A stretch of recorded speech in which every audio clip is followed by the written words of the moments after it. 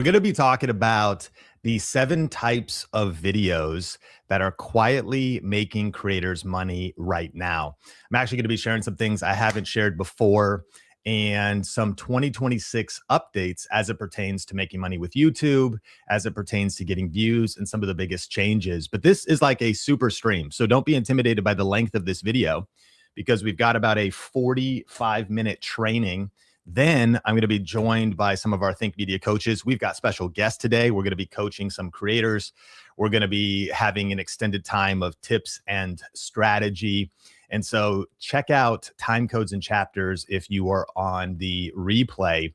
But let's start off with this case study of how I make $387 a day with simple videos. We're going to be looking at some new data, but we're going to go first and foremost to receipts for this. Like, Sean, where are you getting that number? Well, I did a screenshot of my income from one platform in January of 2026. So this is being streamed and this is being recorded in February. But in January, I made $12,002.72 in the entire month. And so these are my results in January. $12,000. The daily average is $387 a day. But I'm not just going to be breaking down my results. I want to look at some case studies. So whatever niche you're in, whatever type of channel you have, you can apply these principles to what you're doing, or maybe tap into an opportunity you haven't seen for yourself yet, even if you're just starting. Now, disclaimer, I'm not saying these results are typical. This isn't for get rich quick people. This takes real work, but I'm happy to show you what's working for me right now and what's working for many people in our community. Now, here's the one big strategy. It's called RSP. It stands for Review Specific Products. And no, you don't have to have a product review channel to do this. I think that every YouTube channel can tap into this strategy, even if you just do it once a month or once every couple of months. However, if you're looking to do this full time, you could do this a lot more often. So the RSP strategy is really cool if you're doing unboxing videos or reviewing products, because it actually attracts new subscribers. It's not so much that it's just about the views. You'll meet new people you wouldn't have met otherwise. You also can earn money immediately, even if your channel's not monetized. I'll be giving you some examples. And you can create unlimited growth opportunities. It's like the ultimate strategy because you can get new subscribers, you can get views. Eventually, your channel does get monetized, so you're making ad revenue as well. You're also earning money in multiple ways. And over time, you can build passive income streams. So let me tell you a story and ask you a question. Where were you 16 years ago? I was in Marysville, Washington, this house kind of behind my backpack there, not that little shed, but not that little gazebo, but there was a house there. I was actually in a really hard season of life because it was during the Big Short and our house was up for short sale because there was a whole housing market collapse. There was a lot of challenges in my family in regards to chronic illness, and it was a really tough season. But during this exact season was when I discovered this strategy, which is combining YouTube with affiliate marketing. Now, if you've been following Think Media, you've probably heard about this before, but we're going to be taking it to a level of depth in this session that most never reach. And so just so we're on the same page, the review specific product strategy works because you're doing affiliate marketing, which is when you review or recommend a product online and you earn a commission when someone clicks your link and purchases that product. My definition is affiliate marketing is a simple way to earn by recommending products you already use and you already trust.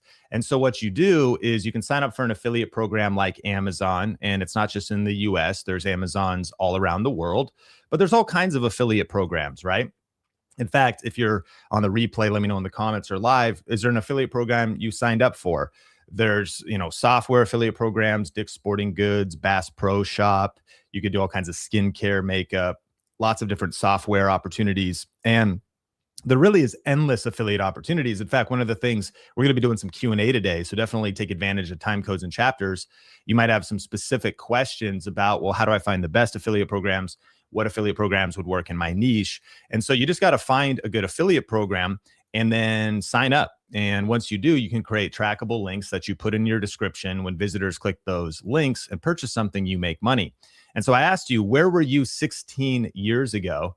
because 16 years ago, when I was going through the hardest season of my life, instead of getting bitter or instead of just hiding, I decided to take action to try to change my future, to try to figure out how to earn extra money, to learn some new skills. And I actually posted a video online. Now, this video is really embarrassing. The lighting was terrible. I filmed it on an Android phone and the quality was really bad. It was kind of cringy, but ultimately this video earned me $1,000 in affiliate marketing. And I also started to earn a little bit of money with ad revenue as well. But here's what's crazy is 16 years later, this video is still getting views. It still gets like 2,800 views a year. It grew my channel 4 subscribers in the last year. It earned $10 in ad revenue. And the video is 16 years old. So we're not just talking about reviewing specific products for results in the next 2 days or the next 2 weeks. Can you imagine if you posted a video 16 years ago, and not only did that video continue to get views, continue to grow your subscribers, but also continue to bring in revenue? That would be called passive income. Like that's, real passive income. But people wonder, can this work in any niche? And the answer is yes. This is a real example of one of our Video Ranking Academy students, Jennifer. So she started her YouTube channel to make sewing fun and approachable for beginners. And by sharing what she loved and what she was using, she turned her hobby into real income. And so here's an RSP video that's still getting views 6 years later. RSP, again, stands for review specific products. And so this video is not only got 592,000 views, but it still gets 2 views per hour. So 2 people continue to watch this video 24 hours a day, 6 years later. And she's talking about an embroidery machine. The link is in the description. And these numbers are actually higher now. But back when I asked Jennifer what she had earned, she said she's earned $3,500 from ad revenue, the YouTube partner program. But you don't actually even have to be monetized for this to work, because the strategy is she put a link below her video. And when someone clicks and buys that embroidery machine, she gets paid. So she actually DM'd me and said, that machine cost her around $650, but she's made $4,000 in Amazon affiliate income from that singular video. And so the RSP strategy is incredibly powerful. And then consider this. She got 500,000 views on that video. She has a sewing tips channel and embroidery and all that different stuff. Think about all the subscribers. Think about all the people who didn't know Jennifer yet that met her, not because they were looking for her, but because they were looking for a product. So what's so powerful about this is we're all trying to grow. How do I get my first 1,000 subscribers? How do I grow when nobody knows me? What kind of content do I create? The review specific product strategy is one of the most underrated strategies on YouTube. And I get it. Some people might feel like, oh, is this strategy outdated? We're going to be looking at some of the new stats and the biggest opportunities that have changed in 2026 from a deep research study that I just did. But here's a couple takeaways from Jen's story. Start with products you already own and love. You don't have to buy anything. Start with stuff you already have. Make searchable videos people are actually looking for, and then add affiliate links to your description. So let's go a little bit deeper with this and talk about the 7 best types of RSP videos. That's the RSP strategy review specific products. These are worth writing down. Number 1 is doing actual product reviews. Insert the name of the product and then use the word review, like a review, pros and cons.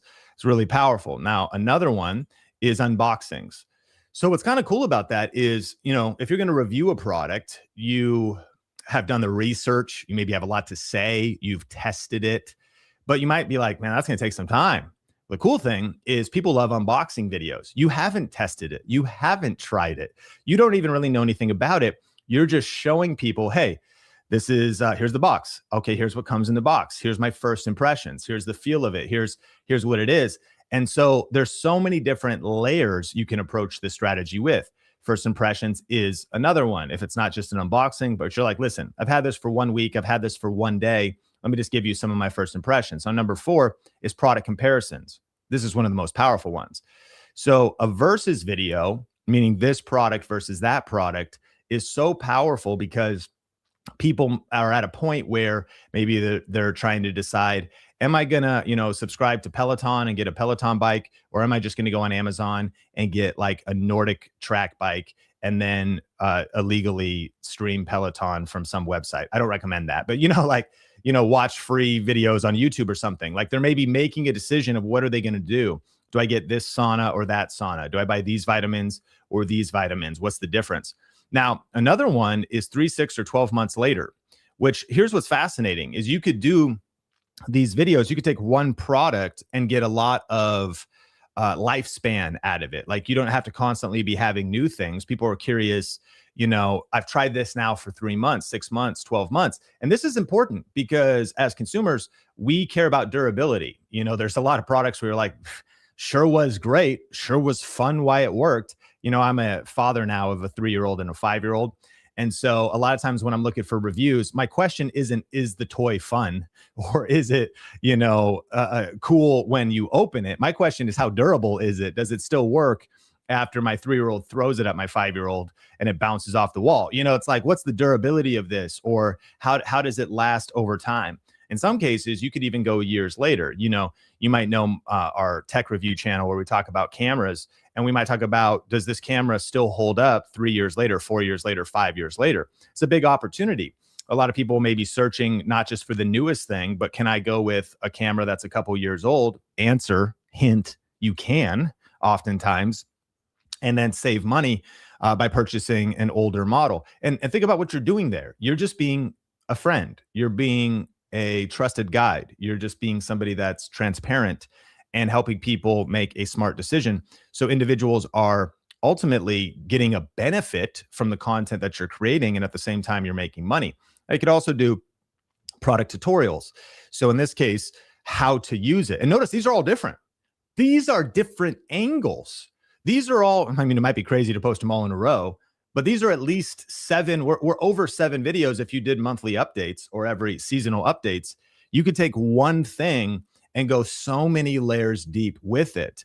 So this is a lot of times where people are not earning as much as they could be with the RSP strategy, with affiliate marketing, because they're not thinking about it that strategically. Shout out to the super chat. Thank you so much for that. Appreciate you, Tough Main. And if anybody else wants to drop super chats, we'll gladly accept them. Thanks so much. Really appreciate it. Smash like if you're getting value in this video as well. Number 7 is top or best lists. People love these. What are the top 5 Bluetooth speakers? What are the top 5 wireless headphones? What are the top 5 supplements for, feeling better and balancing out in perimenopause or something like that? Like there's so many different things that you can ultimately do. And when you look at some of the stats, almost 1 of 3 creators have made at least $500 from affiliate links.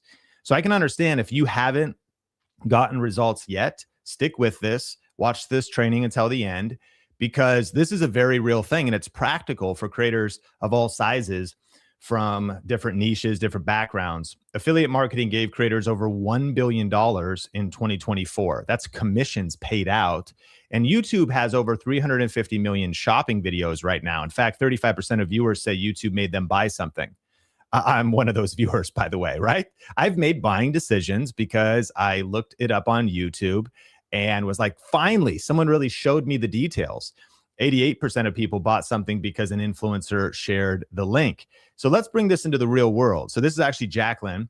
She joined our program, Video Ranking Academy, and she wanted to learn our 7-step system. And she wasn't chasing views. She was learning how to rank videos, meaning she was making smart video, not just like a one-off video to get a few views. How do I post a video related to my niche with an affiliate link that doesn't just pay me today, but also that video could keep getting views for the next few years so I could create passive income? Her channel is about Florida gardening. And so she's helping people that want to garden in Florida or tropical climates, solving a real world problem. And, she doesn't just create product review videos. I think that's the myth for some people. Well, Sean, I'm an entertainment channel. I'm a vlogger. Like, you can tap into the strategy and it doesn't have to be the thing that you do all the time. But if you want to earn money and go full-time faster on YouTube, you want to be putting out strategic money-making videos. So there's been times when Jacqueline has done like a 30-day challenge where she vlogged every day, a little tip in her garden every day, set up her smartphone, filmed a video. Those were not RSP videos. But these ones, this case study I'm going to show you, is an RSP example. In fact, she earned $55,000 from one affiliate program. She was talking about these raised garden beds that don't rust. Think about her climate. And she did, like a 1-year review. See this? It says, is this garden bed worth it? An honest review 1 year later. Think about how powerful that is too. Now, if you're just getting into a product, now maybe you already have something you've used for a year. It's really good positioning because, again, people are searching for stuff. You look on Amazon, you're like, are these reviews fake? You know what I mean? Most Amazon reviews maybe are, or people buy Amazon reviews. I know they have spam filters and stuff, but like a real person who's really tried something, who can just connect with people and just be raw and real and authentic on YouTube, that's not going away. In fact, that's going to increase in like a low trust AI environment. Like we're looking for people that are like, okay, you've actually used this for a year. Okay, I want to hear what you have to say. Oh, it's held up. Oh, that's how good it looks after a year. Okay. And then she's like, hey, if you want to check out these raised garden beds, there's a link in the description of my YouTube video. And so her success of earning that money, it wasn't overnight. The first year of making a few videos about these raised garden beds, she earned $1,000. But by the second year, it had compounded to $15,000. And then by year 3, it was $55,000. She broke down the math for me.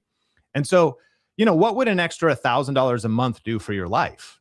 This is the RSP strategy. This can grow bigger. What would an extra $5,000 do passively coming from your YouTube channel help you with your other YouTube goals or fund the content that you want to create? Again, this isn't get rich quick, but notice how methodical this was and notice how this compounds over time. And this was just one affiliate program on Jacqueline's channel. She actually has multiple streams of income. And so here's a big insight, and this is worth, writing down and realizing, is that products help you get discovered. A lot of times people are making kind of generic videos. There's this thing in like business and in the professional world that's called like hard skills versus soft skills. Hard skills is how to do Microsoft Excel spreadsheets. Soft skills are like how to motivate people. I think that powerful thing about RSP is that these are like hard skill videos or hard search term videos versus generic soft search term videos. Like if you're making a video like 3 tips for how to be motivated, that's so competitive. But a hard search term is, raised metal garden beds or the actual product name, which will help you get discovered in 2026. I'm shocked that people don't see this.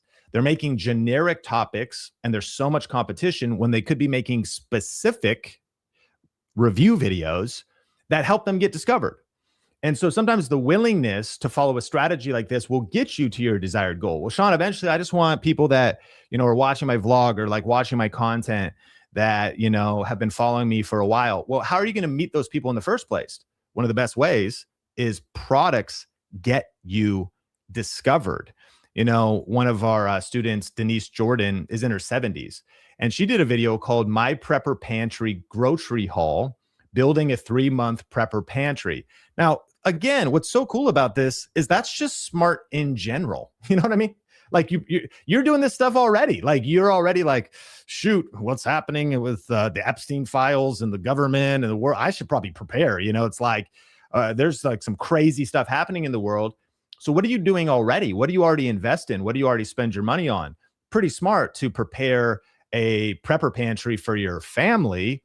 But on top of that, she turned it into a video and she's earned thousands of dollars. What were the affiliate links? Whole powdered eggs, powdered milk, dried mushrooms, and she's making ongoing passive income. This has been a channel, Homemaking with Denise, that she's built up over years. She's about to cross 100,000 subscribers. And a big part of her strategy was RSP, review specific products. So here's the question though. Is reviewing products with affiliate links a real future opportunity? I've noticed the YouTube world's changing and people are a little bit jaded right now. They're a little bit cynical. It feels harder to get views. It feels like competition is fierce, which it is. And so in some cases, I've noticed people are abandoning the fundamentals. Michael Jordan, the famous basketball player, said, master the fundamentals and everything else you do will rise. There's something about the discipline of like sticking with proven strategies, but you're still wondering, okay, but does affiliate marketing even work in 2026? Sure, it worked 5 years ago. Sure, it worked 10 years ago. Does it still work? Well, I did a deep research study, and let's look at the 6 things most people don't realize about online income right now. Number one, people don't shop the way they used to, and they're not going back. So people no longer go to Google first. They ask YouTube, they ask TikTok, they ask creators they trust, or they look for a creator that has that experience, who's tried the raised garden bed for a year. And the default behavior of people is, let me watch the review first. And so video has replaced written reviews because we trust video more than written reviews. We could see the person. And by the way, you could do this strategy without being on camera. Coming up in a couple months inside of our program, we're teaching this faceless YouTube AI automation. Or just if you're using B-roll and just doing a voiceover, you can make a lot of money doing like top lists of different products. But people and buyers want to see the product. Like when we're shopping online, we want to see the product in the real world. If you just take your smartphone and show me the leggings and like show me, oh, look how stretchy they are, like maybe you do a little thing. Yeah, these really help tighten things up. You show it off, film in the mirror. People want to see the product used, not just described. And platforms are rewarding helpful videos, helpful buyer intent content. When you are thinking about who's searching for this, what do they want to learn? What do they want to know? Not just entertainment, but like really helpful videos. And so people don't shop the way they used to, and they're not going back. Here's actually a stat: 74% of consumers visit YouTube before buying a product. That's crazy. 3 out of 4 consumers visit YouTube before buying a product. And I was thinking about this because, the argument would be, yeah, but people just ask ChatGPT about it now, or they just ask AI. And I realized the other day, I'm a big Bible nerd. And so I try to read the Bible cover to cover once a year. This year, I'm doing the John Maxwell Leadership Bible, NIV. And I'm always like researching, and I try to do like a different translation, kind of get like that full view of the text. And so I was actually at the trampoline park with my sons. They're jumping around. I'm in the massage chair. Apple Pay, ba-bing, $5, 15 minutes, best money I ever spend. So I'm chilling there, and I'm actually thinking, I'm like, man, what Bible do I want to read next? Even though it's only January, like I really invest, I buy so many Bibles. And I was wondering, okay, I've heard about the Amplified Classic versus like the newer Amplified version. And I was like, well, what's the real difference? And what's the experience with that? So I actually talked to ChatGPT about it for quite a while. And maybe my research would have stopped there. But eventually I was like, get this AI stuff out of here. And where did I go? I went to YouTube. And my search was Amplified Classic versus Amplified Bible. Now check out this video. This is like such a niche thing. But this video, 3 years old, got 12,000 views. Amplified Classic versus Amplified Bible. Now, respect to whoever this creator is, but they definitely should like join our Think Media stuff, because there's like 400 things they could do better. Yet, even though this video is kind of, the thumbnail's kind of janky and the title's horrible, it still ranks about a very specific topic. And so even in an AI world, this isn't going away. This is going to increase. People are looking for people and like humans. Can you relate? If you're here live, let me know. Like, don't you want to talk to a human? Get the AI out of here. Get the AI out of here. You know what I mean? Like, I want to talk to somebody who can tell me the real stuff. So that's number one. Number two, the creator economy is exploding, and it's actually going to 4x in the next 7 years. So Coherent Market Insight said that the creator economy is worth 200 billion right now, but it's going to be worth 800 billion by 2032. So the growth wave over the next 7 years, over the next 7 years, there's going to be a 4x increase in the creator economy. What does that mean? It means how much money is flowing into the system to people that are reviewing specific products, that are creating helpful content, that are making content and helping people make buying decisions. And so in 2026, this trend is not dying, it's actually increasing. And so is competition fierce? Yes. Is opportunity there though? Yeah, even more. There's a massive growth wave right now. Now, an important term to know when we're talking about this, if you really want to be a professional, you really want to go full-time on YouTube, I think the mindset is that you don't dabble anymore. You're not just kind of like, I'm just kind of trying this out and like filming some videos. I'm kind of dabbling around, just kind of, experimenting a little bit. There's a shift in your mindset where you go from dabbling to dominating. And when you're dominating, you're thinking like a real business owner. That's why the math and the stats and all these different things are so important. So you're thinking about, man, okay, what's happening in the market? What are the key terms I need to know? E-commerce. What does that mean? Online shopping. What are the stats? Well, if we look at the e-commerce trend, we could ask ourselves, are more people shopping online or less? And the answer is e-commerce itself is actually still growing. You might believe, in fact, tell me in the chat, like, is it your opinion that probably everybody shops on Amazon every day? Do you think that? Like, I mean, everybody has Amazon boxes coming to your porch. Do you have Amazon boxes coming to your porch every day? It might seem crazy to you that people still like are hesitant to shop online. Like, who would actually go to a physical store? You know what I mean? Like, you'd be surprised. The adoption of e-commerce is not as big as you think. It seems like it's everybody, but yet there's still people coming into online shopping, which means more people are coming online to shop online, to enter their credit card. That's usually why some people hesitate. They're like, my information, but they're understanding encryption, safety, whatever. And so the e-commerce industry and online shopping is still growing even after this massive boom that happened during the pandemic. And so here's the stat. Global e-commerce sales are projected to surpass 8 trillion, that's trillion with a T, by 2027. And so that is massive growth. One, it's already like 5.4 trillion right now, but that's an additional $2 trillion in the next 2 years. These are unfathomable numbers. So what would happen if you put out some simple videos? What would happen if you ranked a few videos and you connected them strategically to affiliate links? What percentage of $1 trillion would be helpful in your day-to-day life? I like to think about the big math and then bring it down to the small numbers. A small niche channel that's helpful and that's reaching people. Like, this becomes very practical to earn a few extra $1,000 a year or even a few extra $1,000 a month with the review specific product strategy. In fact, in our group, I just asked our group in Video Rake It Academy how they're doing with affiliate marketing. Brandon said, I made $7,100 in a year and a half from one video. From one video alone, he made $7,100. Pretty crazy. Number 4, affiliate marketing is growing faster than e-commerce. Okay, so e-commerce is just online shopping, period. People hop online, find a product they want, enter their credit card information, buy the product.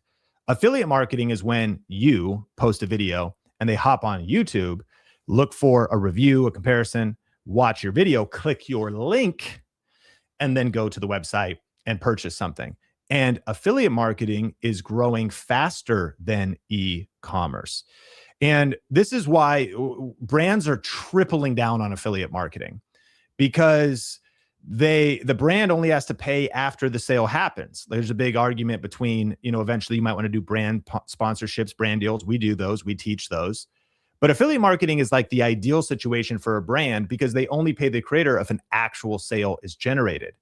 So it would be wise, if you want to take your creator career seriously, to become a master of affiliate marketing, to learn everything you can about it, to master it, because brands prefer performance over ads. Performance meaning they can just track the sales, as opposed to like, maybe we'll get some exposure. We pay a creator, we got some exposure to the brand, to the product, as opposed to like affiliate marketing is just math. They can see it. You get a dashboard. They see all those details. Obviously videos outpacing blogs. So if you were going to pick a method, video is the way to do affiliate marketing. Platforms are building affiliate links directly into content workflows. And so that's number 4. Affiliate marketing is actually growing faster than e-commerce. Affiliate marketing spending in the US is projected to reach $16 billion by 2026. And that's how much brands are investing in getting their websites set up and connecting with creators and equipping creators. By the way, business owners as well. You could create extra income streams by the software you use, the things behind the scenes. Brooke, one of our students, just shared this. I've made over $700 from this one video. So notice the pattern. More video's the modality, and YouTube's the best platform. More people are buying online, and more creators are getting paid. This is what's happening, especially in the next 7 years. Number 5, product review videos are one of the highest ROI content types. So not all content converts. Some people go, man, I'm just like daily vlogging and I put affiliate links in my description, but like no one's clicking them and no one's buying anything. Well, what's the intent of watching an entertainment video? Not to make a purchase. The intent of watching the video is to be entertained. Yeah, but Sean, I just kind of want to like talk about what I want to talk about and tell my story. I'm all for that. That's a certain type of video, but it's not a video that's positioned to make money through affiliate marketing. And so the reason affiliate marketing is such a high ROI, that stands for return on investment, is because viewers are already close to buying. If they're searching this versus that, they like have a credit card in hand. They're like, I want to make a purchase by the end of the day. I've narrowed it down to the final 2 products. And now I'm watching your video to get insights. One video can earn daily for years. Evergreen products compound over time. This is why so many creators are saying one boring video paid my bills for months. Like when you've been doing this for a while, you learn how to rank videos. Creators are saying one boring video. You know, my title of this entire stream, and by the way, in just a second, we're going to be joined by our coaches and do Q&A. And we got some special guests today. We're going for like 3 hours, by the way. So you can check out time codes and chapters. We're 30 minutes into this super stream today. But creators are saying one boring video paid my bills for months. Shoppers who watch online videos are basically 2 times more likely to purchase than those who don't. So if someone's shopping and they see a video, makes sense. Now their confidence has gone up. Okay, cool. Finally, I know what I'm going to get. I watched that simple video on it. And you want to be there and having people click your affiliate link. Number 6, creators are earning real money without big audiences. This is where most people underestimate the opportunity. You don't need millions of subscribers. Small creators are earning $500 to $3,000 a month from a handful of videos. Focus creators are earning $5,000 to $20,000 a month from libraries. They build a library of content like this, and the income is driven by buyer intent, not fame. So do you want to be famous or do you want to be wealthy? Sean, I want to be both. Respect. Okay, that's fine. But what's interesting is a lot of people, like, I love our community because we have a lot of like sleeper creators and business owners. What do I mean? They're kind of like, you know, sleeper cars, where you pull up, like you're about to race at a red light. You pull up next to like a fancy Corvette and there's a Ford Taurus next to it, but you didn't know that they dropped a V8 and turbocharged it. They call it a sleeper car. It's a Ford Taurus, and you just like destroy the other car off the line. So sometimes, you know, fame is overrated. Being an influencer is overrated. Having a lot of followers is being overrated. The most followed are oftentimes not the most paid. And so creators that are strategic are earning real money without a big audience. And so a video with 8,000 views can actually earn more money than one with 800,000 views if that video is helping people solve a problem, has an affiliate link connected to it, and is generating way more revenue than just, you know, YouTube ad revenue. And so depth beats reach. Victoria just posted this in our group. Yeah, I made $900 in 1 month from Prime Day in July, which, by the way, it's February 2026 right now. Prime Day will happen again in July. Black Friday, Cyber Monday is going to happen later this year. What could you do today to get prepared to position your channel, your brand, your niche, to master these skills so you're ready for Prime Day? Like, that's the way we should think. 16 years ago, when I started posting videos, I've been thinking that way for 16 years. I'm looking ahead on the calendar. What could I do today to position me for these upcoming events, seasons, holidays? And so that's a pretty good month for Victoria, $900 in a month. And of course, there's going to be a big spike on Amazon. Now, by the way, one of the reasons that happens is because if you post strategic videos today on any affiliate website, any affiliate link, but specifically Amazon, did you know that Amazon has what's called a 24-hour tracking cookie? And what does that mean? It means that if you as the affiliate put a link in your description and someone clicks that link and goes to Amazon, for the next 24 hours, if they buy anything, you get paid. So what would it be like to have 10 ranked videos on your YouTube channel? What does that mean? It just means videos that people are watching every day. They get views per hour. And you have 10 videos about anything. It could be about Bibles. You know, earlier on, I was talking about like Amplified Classic versus the Amplified, right?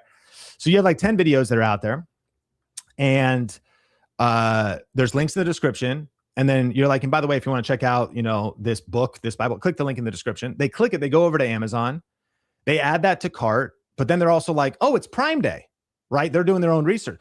I'm going to get a whole bunch of others. Oh, wow, so many things are on sale. They buy a hair dryer. They buy some pickleball grip tape. They buy a dog toothbrush and toothpaste. What are we talking about? You get credit for that stuff as well. So this is not an uncommon story. When she said she made that much money because of the month of Prime Day, it's because of ranked videos and also the increase in online shopping and online spending and her getting credit for lots of different things. Steve earned a few $100s from one helpful YouTube video just by recommending a product he already used, talking about wetsuits. It's like you could do this about anything. So can anyone do this though? Here's some of the common objections I hear. I don't have money to buy products. Well, start with products you already own. Review items in your garage, your home, your hobby collection. Compare products at your current skill level. Remember, tax write-offs, these become tax write-offs when you're running a business. Now, check with your CPA. This is not financial advice. But if you are investing in products and you shift from your hobby being a hobby to your hobby being a business. Now, the IRS is serious about this, but if you go, no, okay, I'm no longer just a hobby creator. I'm a business owner. And as a business owner, I now test and review products and I try things. And all of a sudden, the economic shift. And so you don't have to buy anything, but there's some big opportunities if you do, but you could start with the products you already own. I'm not an expert. Unboxings don't require expertise. First impressions are honest beginner perspectives. Tutorials can cover the basics. Your journey from a novice to intermediate can help others. Other common objections I hear is my first videos will be terrible. They will be. That's true, actually. Your first videos will be bad, and that's okay. Remember, I showed you my first video earlier from 2010, poor lighting, awkward delivery, no clear strategy. And so, I've heard a formula for success is 4 steps. Suck, success. Yeah, my friend Ben told me that. And so if you're like, my first videos will be terrible, then you better start doing the reps now. Get over your overthinking, punch fear in the face, press record, press publish, and put out some bad videos because then eventually you get more comfortable on camera. Everybody starts at 0. Everybody started overthinking, worrying about all kinds of thoughts in their head. Like, you can overcome that. You start today. Like, just start before you're ready. And then also, isn't this saturated? Well, no, the creator economy is going to 4x in the next 7 years. There's 2.6 billion online shoppers. 1 in 3 people on the planet, humans, are shopping online. And things like Starlink are bringing billions of people online still in the future. So the opportunity is growing and not shrinking. And so we've covered a lot in this video. We're going to take your questions. If you got a question, put 4 question marks before or after. We have lots of things coming up. Our coaches are coming on. We're going to take this deep because we're on a mission to help 1 million purpose-driven individuals create a full-time living, doing what they love while making a difference in the world with YouTube and online video. And what we're passionate about at Think Media is helping people build a business foundation online of income and passive income so that the message you want to get out there, the mission that you're on, can have be funded so that you have money for the mission. And so we're going to do a super stream today. We got a lot of stuff coming up, but I also want to give you a heads up because let me know, would you want help mastering this strategy? Just type yes if you're here in the chat, or if you're on the replay, stick around because maybe you were a part of a recent 3-day event we did. We did another stream. We actually have a very hard deadline on a really cool 5-week cohort that we're doing that'll help you do this step by step. Because what we just covered here was the 7 types of videos that are RSP strategy, but we didn't cover how to maximize each product for multiple videos, how to rank your videos so they get views for years, how to time your content for holidays and sales, how to structure your video so it actually converts to sales. And so we have something that'll show you everything. And it goes a lot bigger than the RSP strategy. And we have a limited offer on our program called Video Ranking Academy and some cool bonuses that will show you how to do this step by step. If you want to see that, you can go to vrafam.com. And we have a hard deadline. At the time of recording this, like you could still go to the website. It'll probably say closed or depending on when it is. But we have a hard deadline of about less than 24 hours. It's like 9 a.m. Wednesday, February 11th. So this would be the time to jump in. And Video Ranking Academy, our signature program, will show you how to rank videos, because the problem is if you don't actually get the views or you don't get in front of the right audience, then you're not going to make any money with the RSP strategy. So there's a lot of pieces to this, but it is learnable. But the cool thing we're doing, and we've never done this before, it's called VRA Fast Start. So here's what we're doing is we actually, if you'd say, Sean, I would love to do deep dive coaching with you for 5 weeks together in a small community. We're going to be doing exclusive channel audits, get your questions answered. If you miss a session, you can get the recordings. We're going to be doing 5 live sessions with me. You're going to have accountability. So you actually implement this strategy and 2026 playbooks. So imagine spending the next 5 weeks together in a small group with myself and the Think Media coaches, where we're going to identify the best money-making videos for your niche. We're going to craft those videos so that they get views. We're going to make sure that we sign up and get connected to the right affiliate programs and the most lucrative opportunities for you and your niche. And we're going to walk you through that in community. This program, you're going to get access to the on-demand course, which you could start right away.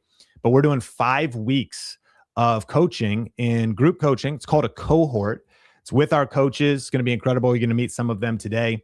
And it is also, the foundation is mastering our program called Video Ranking Academy, which is now powered up by AI. And here's the vision. What if 45 days from now, you had your first ranked video bringing you in daily views and leads and sales? You finally knew exactly what videos to post. You stopped guessing and had a clear roadmap, and you were earning income even while you sleep. Yep, it works in every niche, every type of content, but also there's a few bonuses that we have here. And this comes with the offer. If you need help finding your niche, if you want to build your camera confidence, video editing, how to make videos. But check this out. This YouTube Money Secrets bonus that we're including, this is a 5-hour program, which is brand new. And I go through affiliate marketing in crazy depth with checklists. So you could, how to sign up, how to make sure you get qualified for the programs. What are the best programs? What are programs that can work for any different? I went through, and my team, we did all the research to look at programs that pay 10% commissions, 30% commissions, 50% commissions that convert really well. Even how to get into UGC content. How do you get brands to start sending you free products, even if you have a small audience? Really, really cool. And you can start taking that immediately. So if you go to VRA Fam and you want to join before the deadline, that's an extra bonus. Now, here's kind of what's crazy, because talking about YouTube Money Secrets, Trevor posted in our group, he said 2 weeks into the course, and I've already done $2,000 in affiliate commissions. This is what's crazy. Trevor had 1,500 views, not on a video, on his channel total. Like, this is mind-blowing, because so many people are used to posting some YouTube shorts now. You're like, yeah, I posted a YouTube short. It got 1,600 views. Cool. Did it make you $2,000? So Trevor, going through our content, and the shift in thinking here is picking the right affiliate programs, understanding the higher commission, best niches, best industries to be in. And so with just one video and just a small number of views on his channel, he was able to earn $2,000 in affiliate commissions. I'm not saying those results are typical. I'm saying that's what's possible. And that's exactly what we teach in a level of detail that you can't even imagine. Plus, we're doing coaching. We're doing the 5-week fast start, all the other stuff. YouTube Money Secrets actually includes a copy of my unreleased book called YouTube Money Secrets. And you're getting the digital download of that again is full of checklists and case studies and examples. If all you got was that bonus, then this would be the best time to jump in and check out this offer. Now, again, if you're not serious about YouTube this year, or it's not the right time for you to join something like this, I just want you to know we have a hard deadline, because we are starting this 5-week cohort. And once the doors close, this offer is gone. So if you have any questions about it, let me know. And if you have already joined, congratulations. And by the way, you get lifetime access to VRA, including all future updates. We just talked about it. If you are on the fence and thinking about investing in this program, I encourage you not to just think about the next 7 months of jumping in, stretching to make this investment. Think about the next 7 years. That research study revealed that the creator economy is going to grow 4x in the next 7 years. So when you invest in this program, you get lifetime access. we're with you for the next 7 years. Like we're with you through from the changes, the best data as things shift. And so you have me, you have our coaches, you have our community, and you also get a 30-day money back guarantee. So if at all you're like, I'm just not sure if this will work, or I have a lot of questions about it, I would encourage you to join before the deadline, because if you just email us, if you don't like it, you have 30 days. I'm just not happy. We'll refund 100% of your money. So, allow this bold promise I'm making to you that when you join Video Ranking Academy and the fast start today, I'm convinced you're going to thank me later. But we've removed all risk and you're able to test it out. And if for any reason you don't love it, you just email us. We'll refund 100% of your money. So I can only offer a guarantee like this if I know that what we have is the real deal. It's not fluff. It's why it's the highest reviewed YouTube coaching program on the planet. It's why we have so many customer testimonials. And we've also powered it up with a bunch of AI tools. So this is not just a course. This is a community that also has these AI tools, which you get lifetime updates to these. And as we continue to improve them, our niche finder, title genius, keyword universe builder, channel optimization assistant, rank strategist, super powerful. So this is everything that's included. If you have questions, just go to vrafam.com. And here's the thing. You might wonder, why would this work when other stuff hasn't? Well, this is not based on trends. It's based on a timeless strategy. You, like Sean, you started doing this 16 years ago. Does it still work? We just proved it still works. This is timeless strategy, fundamental principles, and you're going to be learning that system. Other stuff might not be working because it's based on trends and tactics. This is based on timeless strategy. You're not doing it alone. You're going to be joining a coaching community. Imagine 5 weeks from now, just being totally transformed by being immersed with myself and our coaches. You're not guessing, you're following a step-by-step system, and it works for any niche, any audience size, and any stage. So vrafam.com, 30-day money-back guarantee, lifetime membership. We've got a power-packed session today. We actually, if you were part of our YouTube growth sprint, I'm going to be welcoming Logan and Nathan back in just a second. But I just want to give you a heads up on the hard deadline for not just this bundle of incredible education resources, but also for our 5-week cohort. Once the doors close to this offer, we got to start the cohort. And so this is the time to join. Check it out at vrafam.com. And I actually want to welcome Nathan and Logan back to the stream, or to today's stream. Logan is our head of customer success. Nathan is the co-host of our Think Media podcast and one of our lead coaches. We have so much cool stuff planned. I'm going to pass it to Logan to tell us a little bit about what's coming up. And I'll be here for the next couple hours. We're answering questions. We got some surprises. And so Logan, take it away. Awesome. Thank you, Sean. I saw this comment, Nathan. So far, you've only passed out nothing else but value. Who here, who in the chat is going to make a video promoting a specific product and start making money with Amazon? I feel so fired up, Nathan. What a fun session. It's so good to be back here with you. How are you doing? Man, so good. I was about to say the same thing, Logan. I'm like, okay, this feels familiar. What's up? See some familiar faces in chat too. Like, I like this. I like this vibe. It's good. We have some people who signed up for VRA as well. Annie, what up? Yeah. Shout out to Annie. Welcome to the VRA fam. So glad you're here. So kind of a flow. We are going to be here for a few hours, like Sean mentioned. We've got giveaways. Hello. Who wants to be given something? It's so simple too. You just need to be sure you're engaging in the YouTube live chat to enter to win a giveaway. We've got live coaching. So we're going to be bringing up YouTube creators, and our coaching team is going to be giving advice and coaching on something very specific as well. So in just a few minutes, we're going to be joined by Sam here and one of our VRA students. It's going to be epic. And Nathan, with that, did I miss anything before we get into our giveaway question? I don't think so. I mean, like, let's just roll. That's what I'm saying. Let's do it. Okay. If you're in the live chat, you're going to let us know. You're going to answer this question.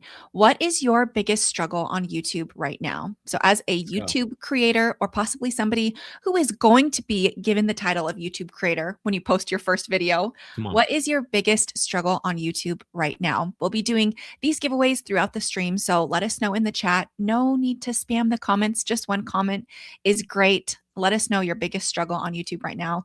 That is all there is to it. Nathan, before we get into this coaching session here, this is a question that I just would love to set the precipice for here. Yeah. What is a niche? Such a good question. Love it. And there's no, any question is like, there's no question that's off limits. Like, this is so good. A niche, best way to probably break it down for you is kind of like the area that you're going to be creating in. A niche is the thing, the category, the place we can put you, the label we could assign to you, and really for YouTube as well, to make sense of what you're doing on the platform. So a niche is kind of like, hey, for me and my channel, Logan, it was music. I was in music. So I was in music production, helping people make songs. We've got several different channels that you're going to see right here. We're about to get into some like actual live coaching, which is going to be awesome. And you're going to see people from all different kinds of niches. That just means the category that you're in. No different than if you're flipping through like on your favorite streaming service and maybe you're like looking at categories of content. I'm in the mood for action adventure, for romantic comedy, for kids, whatever it is. That's what you're trying to do. Like if I were to click on your channel, what category would you assign yourself to is probably the easiest way to phrase that. Amazing. I love that answer. Thank you so much. Okay, one more, and it is about the keyword universe builder that Sean mentioned. Somebody is saying, hey, what is that? What is the keyword universe builder, Nathan? Well, let me just jump in right here because it's one of my favorite tools, and I'll pass it back to Nathan in a second. But the keyword universe builder is like, imagine drawing a bullseye, right? Or a target. You ever play darts? Imagine a dartboard, and there's like a small circle in the middle, and then there's a wider circle than that, and then there's a wider circle than that. The idea with the keyword universe builder is getting fierce clarity and identifying hundreds of opportunities that you've never seen before in your niche and around your topic. And the cool thing is AI, this tool we've programmed, walks you through that entire process. So basically, number one, we'll give you unlimited video ideas, but that might not sound very valuable. You're like, well, I mean, I could get unlimited video ideas anywhere. I could just go to ChatGPT.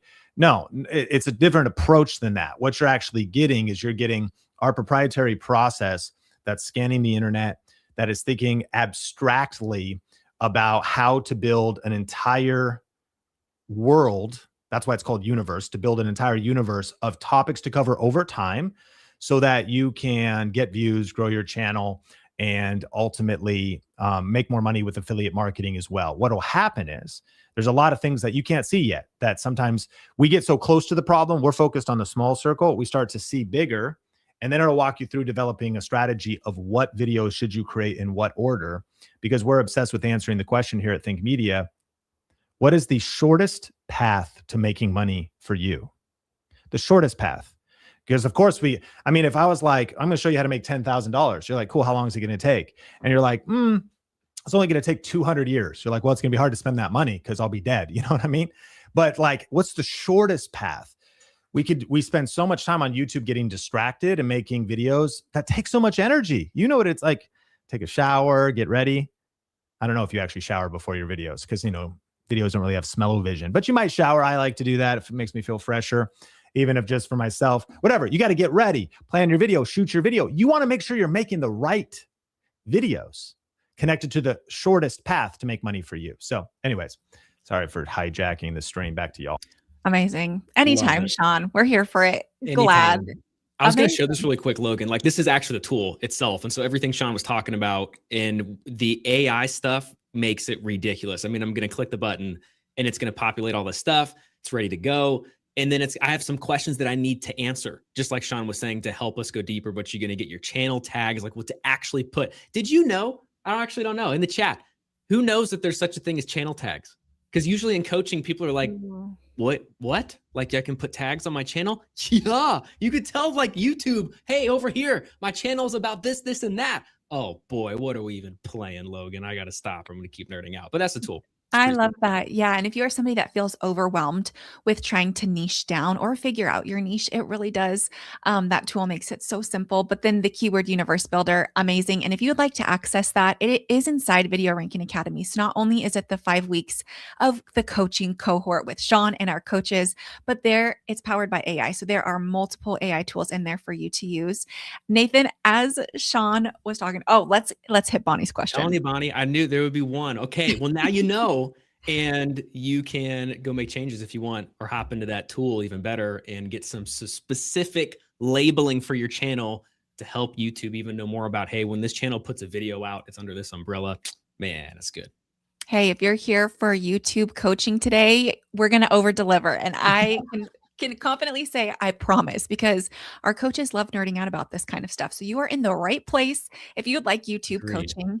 Nathan, I see a lot of comments coming in answering the giveaway. I realized we didn't tell the people what we are giving away. So I did want to show everybody. It is this beautiful Hollyland Lark mic. It is simple, it's wireless. And Nathan, what do you love about this? This mic is so great. I mean, so it comes with two, first off. So that's pretty awesome if you ever want to do content with other people or collaborate. But the thing I love about it, look at that. Craig's just putting it on his shirt. It's actually that simple. So for anyone who doesn't want to get bogged down with tech, but you want to sound good. And for me, Logan, I know that the second I upgraded my mic personally, like my mic system, and I heard it back, I just felt better about myself. Yeah. I don't know what that says or means, but I just know if it did that for me, it could probably do it for other people. When you sound good, you sound loud, crisp, polished, professional. It's really a confidence booster. It made me excited to kind of keep filming, you know? So I like the mic because it's great. All the tech is there. It's easy to use. Yes. Plug it into your phone or your camera, all that check boxes, but also this other intangible thing of like, dude, when you hear your voice and you sound like a legit creator, it does something to you. So that's why I like that. It does. I love it. Thank you so much for explaining that. And truly, it is so simple. Again, if you are in the chat right now, just enter this giveaway by letting us know your biggest struggle on YouTube right now as you are growing your channel. With that being said, we are going to welcome Sam here. He is one of our Think Media coaches. He is a legend, as well as one of our VRA students who has volunteered to get live coaching. So everyone here that's live right now, let's show her some love. Her name is King. Sam, we're going to bring you up here. Welcome to the live stream. So Sam. good to be here with you. What's up, guys? What's up? Amazing. And we're going to bring King up as well. And then Nathan and I will hop off and we'll do some coaching. Hey, King, nice to meet you. And welcome to VRA, to the cohort, to the stream. We haven't met before, so this is awesome. I feel like I'm like starting a magic show. You've never met me before, right? Pick a channel, any channel. No, I'm just joking. But your channel in particular is Real Estate with King. And for this segment, we are going to talk about mainly like thumbnails, if you're okay with that. But we will go into a few other things that are adjacent to thumbnails, because it's one of those weird things where you can't just talk about the thumbnail, because the thumbnail does have a pretty important job, but it only works well when it works with everything else. So I'm going to pull up your channel really quick. And this is your channel, Real Estate with King, right? Real estate agent in Florida is what I'm gathering from your channel, correct? Yes. Okay. And it looks like you've already started to kind of rethink your thumbnails, I think, because of the sprint, right? So tell me about that, because I want to know about this evolution from kind of what was here before, very chaotic, a little bit busy, to now, this more structured. And are you using some of the AI that Sean was teaching? Yeah. So you can see the two that I recently added to the channel. I use a strategy that I learned from the VIA. So I use ChatGPT to generate that, and I'm doing a test. Actually, I have two for each, for those two videos. I love it. I love it. And well done leaning into using the AI, ChatGPT, and learning quickly. And so what I want to do is I want to kind of layer on top of this, because if you guys can just kind of take a look, and yeah, we've got Annie is saying, this is so cool. Yes, very, very cool. King, powerful name. Yes, absolutely is. And you learned really quickly, because some of the things that I had seen before you had posted these videos is that, yeah, a lot of these thumbnails, very, very busy. You were using, obviously, a lot of like maybe Canva templates for the backgrounds, that kind of thing, lots and lots of words. And those are some really big no-nos. So keep leaning into the simplicity that you've got here. I want to take this a step further, though. And so for everybody, you can kind of like glean information from this, because when we think about a thumbnail, where we usually want to start is thinking through like, what is the actual job of the thumbnail? So let me get this little marker here. Yeah, let's do that one. And when we go on YouTube, think of like your YouTube channel progress, like people clicking in almost like a funnel. And so at the very top of the funnel, you've got just everybody on YouTube, right? This is your video might pop up on the homepage. It might pop up on suggested next to somebody else's video. But the idea, the main point of the thumbnail is to catch my attention, to say, hey, look at me. This video is for you, right? And then there's this progression. So thumbnail doesn't stand alone. You notice your thumbnail is almost always accompanied by the title, right? So this grabs attention. Title then gives me context. And I think on these last couple of videos here, you're doing a pretty good job with this, right? Real cost, real numbers of buying your first house. And then the last part of this is the video itself validates the click. I'm going to talk about that here in a second, if that's okay, King. So when you were looking at this thumbnail, take me through the process of like what got you to the conclusion of like real cost on the thumbnail. This is your title. How did you come to that conclusion? Actually, I used the tool that Think Media had. So basically, I asked it like, okay, what is kind of like hot right now for real estate? Like what is searching the most?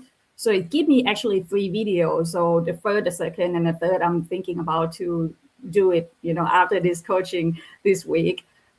So basically it generated for me, actually is a couple of things, and it's basically go through and pick it for me that this is the best one to use. Cool. Okay, that's good.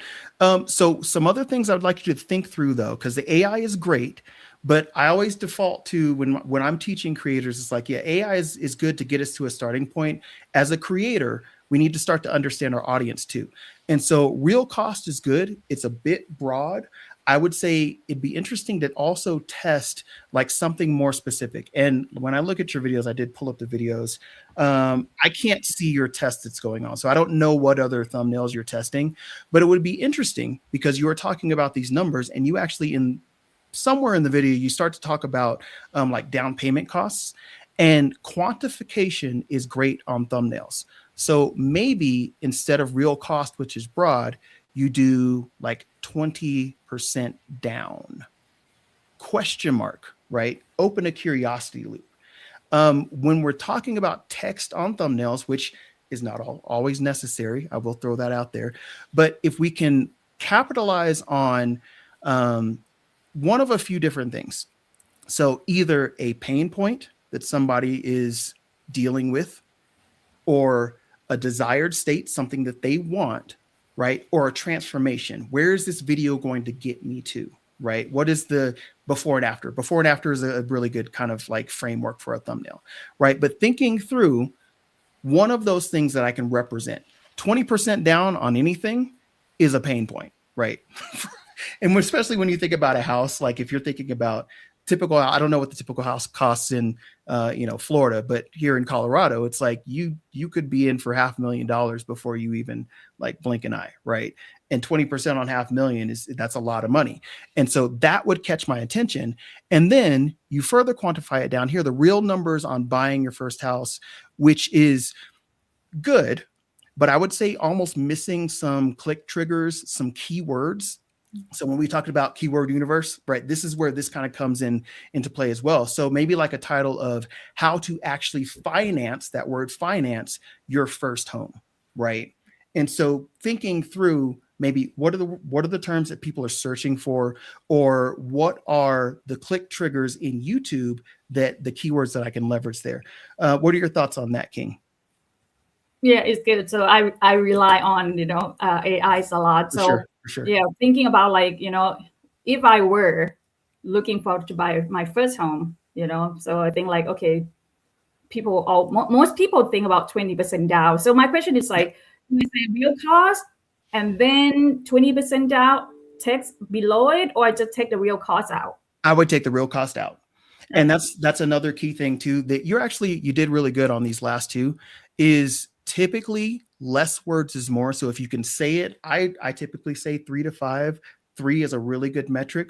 5 is kind of pushing it, with the exception of some outlier like thumbnail types of templates where you can have a little bit of license to go a little bit further. Like if you've seen a template where you're using like a comment as the draw, as the thing that grabs my attention, you can push it a little bit further. But if you can capture it in 3 to 5 words, then that's like a sweet spot for thumbnail text. Okay. And then the last part of this for this review, and arguably we're getting away from the thumbnail, but I'm doing this on purpose. If you guys in the chat can put packaging just type packaging for me. Because when we think through YouTube packaging, it's not just the thumbnail. Thumbnails are great, grab your attention. Title gives me context. And then what I actually see when I click on the video validates that, right? And so on this last video, what I would challenge you with, King, is that you're doing a pretty good job. Thumbnails, titles, you've obviously made some progress there. But the very next thing is when I clicked on this video, and hopefully you guys can hear this, it took me a long time to get to what we were actually clicking on. So thinking through that sequence of how do I validate the person that clicked on this video that wants to know how to actually finance their first house, right? Let's click and see what you did here, and then I'll give you some tips.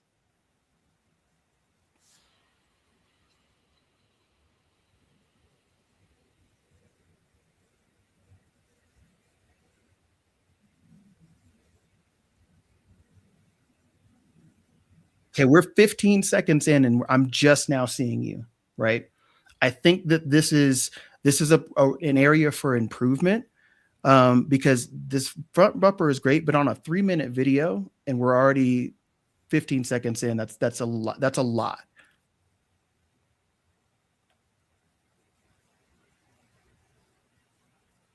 Okay. Now I love that intro. I love your energy. Is this AI? Is this an AI avatar or is that actually you? Yeah, it's this AI avatar. I thought so. The entire video is AI, right? Yes. Okay. So, which is okay. And YouTube obviously wants us to integrate AI. There are some things that are happening with the AI landscape as far as like YouTube channels, but this is like clearly representation of you. But if we're going to come into the video and you say your name, hey, welcome, what might be a better thing is to validate me on why I clicked. So maybe one of the things that you can do is reiterate the title. Hey, are you looking to buy your first home and you're worried about how to make that first down payment, right? I just validated the click and addressed your pain point. Well, I'm a real estate agent in Florida. I've been selling houses for years. And in this video, I'm going to tell you exactly how you could get a house for 20%, 10%, 5%, maybe even 0% down. Let's get right into it, right? And so what I did there is what we call the Think Media 3A framework when we're talking about a hook. And so grabbed your attention with validating the click, right? The thumbnail, the title. I set a little bit of authority, real estate agent, been selling houses for a long time. And then I set the agenda for the video in that in this video, you're going to understand by the end of this video how you can get into your first home with minimal down payment, right? And so thinking through, and that should happen typically in the first 15 to 30 seconds, which we're already way past that. Right. So the area for improvement here that I'm thinking for you is how quickly can I validate the click that I've set up? Does that make sense? Yes. So should I take all the intro video out? Mm-hmm. Okay. Yeah, I think you should test and see what happens if we start the video at right there, right? If that were the first thing that you said after I clicked on a video that's positioned for 20% down, question mark, open curiosity loop, how much do you actually need to buy a house in Florida, right? You could even do that quantification. I know that you went for a little bit broader appeal here, but you're a real estate agent in Florida and it differs a little bit based on region, right? So if you even wanted to use this as a lead magnet to qualify a specific buyer in your location in Florida, right? I would position the video that way. And then when you come in, you immediately validate that to the person that clicked on there, because that is going to, number one, it's going to instill trust in them because it's like, oh yeah, okay, she's answering my question, right? And then it's just going to be a better user experience, which then goes towards the average view duration. I'm throwing out a lot of terms here, but average view duration on YouTube is one of those good signals to YouTube that, hey, the audience is actually enjoying this video. Let me continue to show this to people that are like this, and let me help build the channel. So does that help answer that question, King? Yes, I have another question. So okay. Should I validate the click at the beginning and then insert the intro and then finish the rest, or should I just take the intro video out altogether? That's a great question. And on a 3-minute video, I would say you don't really have room for that intro. That's lost value, right? And I already understand. I'm talking to King. You introduced yourself, right? You do real estate. I would hope so. Like, that's why I clicked on the video, right? So I don't think you actually need that bumper in there, especially on a 3-minute video. Now, as videos get longer, there's a bit more freedom, and you can kind of play with that. We used to have a bumper on a lot of our videos that was really quick. It was that you just got to press record, or you got to just press record, right? And it flashes up really quick. That is good for branding in some cases, but in most cases, as you're building a channel, you want to build that on value, and then you build that authority as the channel grows. And people will just kind of naturally know that, oh yeah, this is one of King's videos. She sells houses in Florida and she gives great real estate information, right? And so I think that that's maybe wasted value if I were assessing this particular video. Does that make sense? Yes. Awesome. Awesome. Any other questions that you have based on this conversation, or even, I don't know if there's questions in the chat related to thumbnails, Logan, that we had starred, but no. Okay. Anything else from you, King? Yes. So I have 2 videos, right, that you see. So I'm trying to test it out. Which one will have more click or more better content? Yeah. So this one, I use AI avatar, and another one, it just no me in it at all. Right. So I don't know what you think. And so the other thing here on this, because I did watch part of this one, you didn't use the AI avatar, but you did this is not your voice, correct? It is my voice, but somehow it picked up me as a British accent. I don't know why. Okay. So yeah, I did notice that as well. So just looking for consistency, because if I show up here, I like this video, right? And it's some British version of you that I don't know who you are. I can't see what you look like. But then I click on the next video and it's clearly like not the same. That is working against you when we're talking authority. So that would be the main thing, is that if we're going to do voiceover, you can stay consistent. There's nothing wrong with either technique. So going faceless voiceover works just as well as on camera. I typically prefer like a hybrid. So some on camera, some B-roll, imagery that directly relates to what you're talking about in the video. That's the best practice for doing B-roll. But I guess at the end of the day, the analytics will tell you if your audience prefers this. This one is getting more clicks, which is interesting. I like the positioning here. So don't buy yet. You kind of open that curiosity loop. And then 5 expensive mistakes first-time home buyers make. Excuse me. Wow. Very clear value proposition in this video. Now, the truth will tell in the average view duration. Are you delivering on that packaging, right? And that's the analytics can only tell us that. But I think this is good. This is a good throughway through the packaging, title, thumbnail. And then as far as the format of the video, that's just something you'll have to figure out what works for you, what works in your schedule. Is AI something that you want to keep leveraging? I'm a fan of, if you need to leverage AI, absolutely. But I like seeing the actual creator on camera too. So if you have the capacity to do that, I would, challenge you to maybe experiment with that as well. Is that helpful? Yes. Thank you so much. Yeah, absolutely, King. Thank you for being here and for letting me assess your channel. And Logan, I will throw it back to you and Nathan. Awesome. Let's show some love for King in the chat. Thank you so much, King, for putting yourself out there and letting us all learn from what you are doing. I hope regardless of your niche, you know that you can plug yourself in to whatever our coaches are coaching about, because YouTube, there are fundamentals like Sean was talking about. So King, I just wanted to say thank you so much for being here. It's so good to connect with you, and looking forward to seeing you in the 5-week cohort with our coaches. Thanks so much, King. And thank you so much, Sam, as well. I look forward to being in the 5-week cohort with you as well. If you are somebody that is curious about what that is, it is a part of Video Ranking Academy.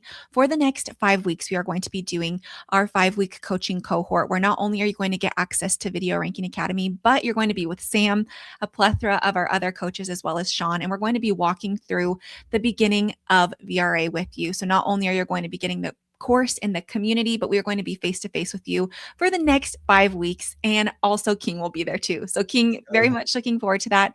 Thank you so much, Sam, for being here. Thanks for your coaching. Amazing.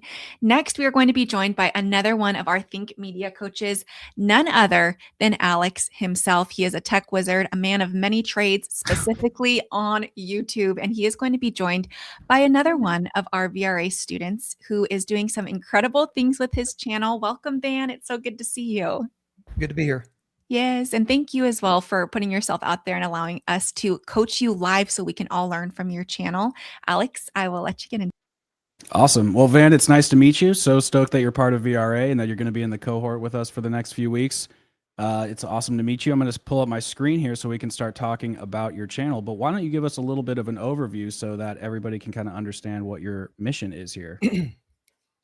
Well, I mean, I mainly teach, it's an educational channel, and I teach networking, including Wireshark and packet analysis, and some cybersecurity with that, and kind of at the intersection of all three of those things. Got it. And I think the one thing that when I was looking at your channel that I was a little bit maybe confused by, and maybe you can help clear this up a little bit, is what type of audience are you targeting with this content? Are you thinking you're going for more advanced level people, intermediate, beginner, a mix of all three? I think that it's mainly a mix. I think a lot of the people that I'm targeting would be people that are doing desktop support or end user support or help desk. Really not so much people that are just getting into it. Or that are not in IT already, but people who are just getting started in it that want to level up and advance their career and that kind of thing.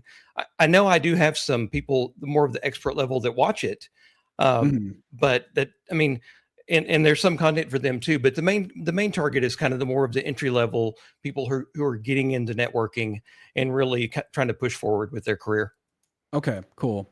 Well, the main thing that I think would be helpful is actually, and I'm glad we're using the title generator today, is actually to focus on the titles themselves, because I think sometimes we have too many words inside of the title. And as yesterday, Sean pointed out in our mastermind, that a lot of some of the most successful videos on YouTube are approximately 5 words long. So now I might be harder to hit that with some of the educational content if we're targeting something or we're posing something in a certain way.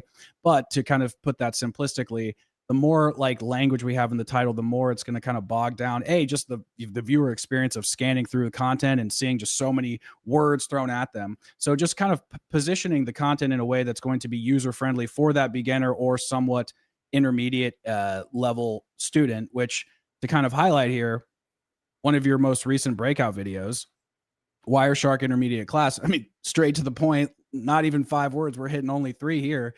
And it's already getting at 8K views in just 2 months compared to some of your other videos that are around a similar level that took about a year to get to that same place.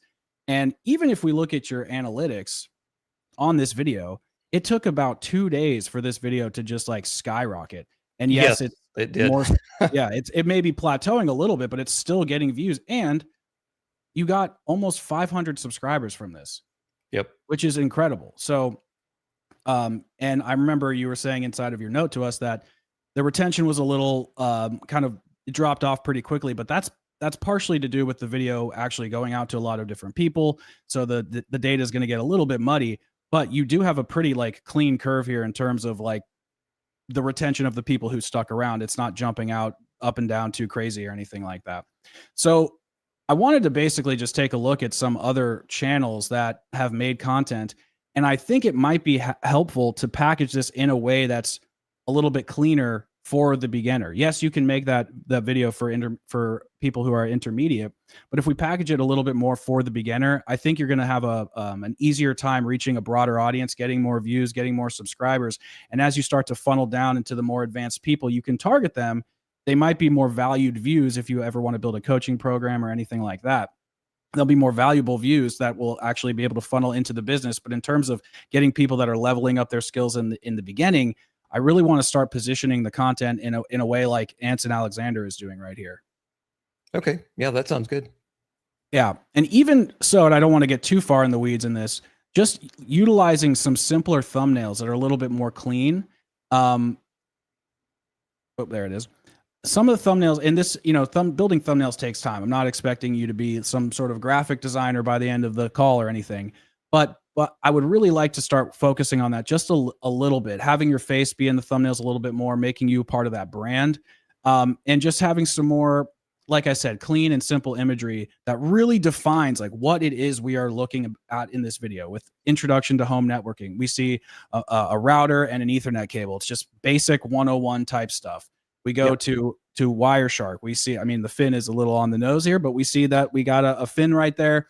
Easily scan any network. It's just super clean imagery that just is direct in open communication to the viewer, and will help stop that scroll, along with a title that kind of fits in this parameter as well. So what I'm going to do is I'm actually going to take a screenshot of some of your more popular videos here. We're going to put them in our title creator, but I actually want to click this first to kind of show you how we would use this. If you just want to kind of go in blankly. So it'll start to ask you some clarifying questions. Now, I already kind of know which clarifying questions I want to focus on, but in case you're starting from scratch and you want to build out the GPT yourself, you can go through it and do it this way. But I really want to focus on the most successful videos on your channel, looking at some of your competition.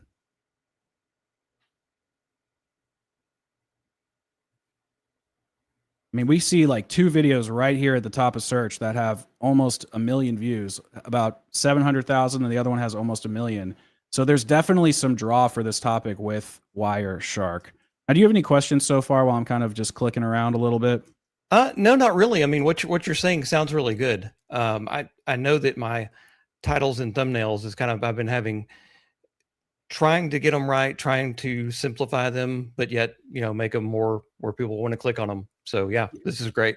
Yeah, and in some instances, and I'll ask chat to do this, you know, even focusing things as like top 10 beginner things every person using Wireshark must know, obviously would make it sound a little better than the way I just kind of threw that out there. Yeah. Top 10s, top 5s, top 7s, kind of some numerical language like that, I think could just be a really good way to isolate some of the content. And then one thing before I press go here, I was also thinking, if you do make like some more of these longer videos that are about an hour long plus, inside of those, you can also, oh, my camera just died. Well, I'll be back, I guess. So the some of the videos that you could make from that would actually be, you could segment things out in sense of like, okay, I have this hour-long course, we're breaking things down bit by bit, and then you could actually take some of the nuggets from those videos that people maybe are commenting on and want further clarity, and then make actual 10, 15, 20-minute videos breaking those down further for those beginners. So there's multiple ways you can actually extrapolate tons of videos from just one piece of content. And the interesting part is I kind of went the exact opposite direction with that.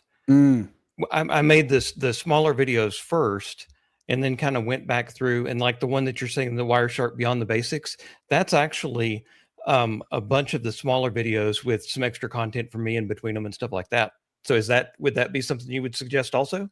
Yeah, I don't think there's like a right or a wrong way in the sense of the direction or the flow that you build the content. As long as you kind of are having that objective in mind, is like, okay, I'm going to take these smaller ideas, eventually aggregate them, make a full course or even a large compilation video of all of those videos together. Yep. Or doing the inverse. I mean, both are great strategies for working on YouTube. Okay. All right. So I have a channel about networking, and some of the content that's been most successful on my channel has been breaking down and teaching a software called Wireshark. And as you can see on my channel, I have some successful videos, mostly focusing on like the intermediate level, but I want to go a little bit more broad appeal and focus on people who are somewhat getting their feet wet. They're beginners, but they're trying to level up their skills. And there's competition in this space for sure, but it seems like there's a lot of searching for this and a lot of interest in this topic, as there are a couple videos that are in my competition that are hitting almost 1 million views, around 700,000 views. So I'd kind of like to base some of my titles and potential video ideas on that. And I also kind of want to talk about some more simpler ideas of just intro to the space in general, just to have some broad appeal content that way. And if I could get a list of some SEO based videos, some suggested and curiosity based video titles, that would be very helpful. Thank you.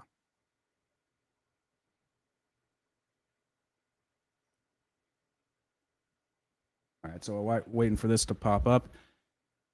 Yeah, I really do think that's kind of the main focus, is just kind of tightening up some of the thumbnails, tightening up some of the titles, broadening it to more beginner.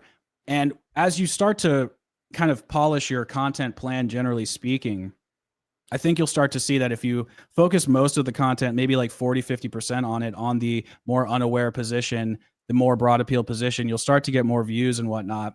And then you can kind of, like I said, funnel down to a more specific audience type. And those are going to be the people that are more of like your hardcore fans, the people that will, like I said, potentially buy into your programs or any products that you may have. Right. Okay. Okay. So just a quick overview, and then I'll pass it back to you, Logan, in just a moment. We have some pretty good SEO titles. Wireshark tutorial for beginners, step by step, which is very similar to kind of what we are doing here. How to use Wireshark and analyze network traffic, Wireshark basics explained. So there's a lot of good stuff here, and I'm going to make sure that I send this over, and we can dive even deeper into the tool by formatting our getting thumbnail ideas, getting hook ideas and stuff like that. But I think this is just a great way to get started and kind of get a base formula for your plan moving forward. Okay. Yeah, that sounds good. Do you have any other quick questions before we pass it back to the team? I guess title wise, I mean, that's content wise. I mean, title wise, what's the main thing that you would say that I could do? Is just shortening the titles or kind of broadening the appeal? You're level? jam packing a lot of like keywords in here as well, like Wireshark class 4.2, how to analyze a packet capture, TLS encryption, troubleshooting. There's just like so much jammed in there, and I'm glad the video did well. Like I mean, like kudos to that. There's just a lot of overlap in there as opposed to intro to switches and VLANs or Wireshark intermediate class. If it was more of kind of figuring out your general overview and then focusing on that as opposed to layering multiple subjects into the title and jam packing it full of keywords, like you're getting some SEO pull here, but I would try to think of how can I make this content broad appeal and evergreen in terms of the longevity of getting that viewer to come back for years and years and years. Okay. All right, cool. Well, I appreciate your time. And again, thank you for joining VRA. And we can dive deeper into this in the cohort, and I'll shoot you over this. And if you have any follow-up questions, feel free to email me back. But Logan, I'm going to kick it back to you. Thanks.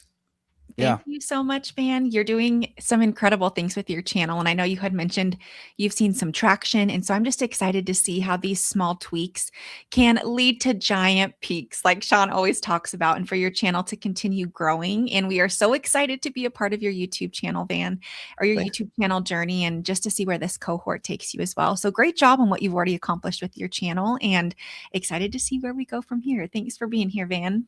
Thanks. I appreciate it. Yes, we'll talk to you soon. Let's show some love for Van and for Coach Alex in the chat. Thank you so much, Alex, for being here. I'm going to bring up your brother from another mother, which is Nathan. Nathan, welcome back. Should that always be my intro, Logan? Thank you. Yes, when Alex is here, always. I love it. I love it. Hey, what do you say we get our drumsticks out here? Yo, come on. Do a giveaway? I have, yeah. We got a pen and a highlighter. All right, just to jog everyone's memory, we are giving away a Hollyland Lark mic. So with that being said, let's get some drum rolls in the chat. I see you, Annie, and we're going to announce the giveaway winner. Double time. She could put it in twice. Yes, she is. And this person let us know their biggest struggle on YouTube right now, and it was Body by Naledi. And she said, getting ranked videos. And true. I saw this and I thought she must be a part of the Think Media sphere for this comment.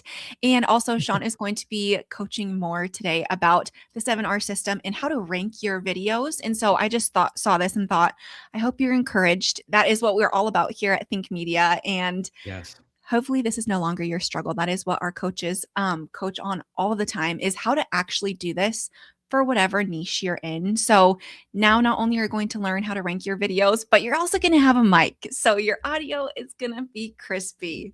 Pretty sweet. Congratulations, Body by Naledi. Please reach out to our team, thinkmediasupport.com. We want to make sure that you get this mic delivered to you.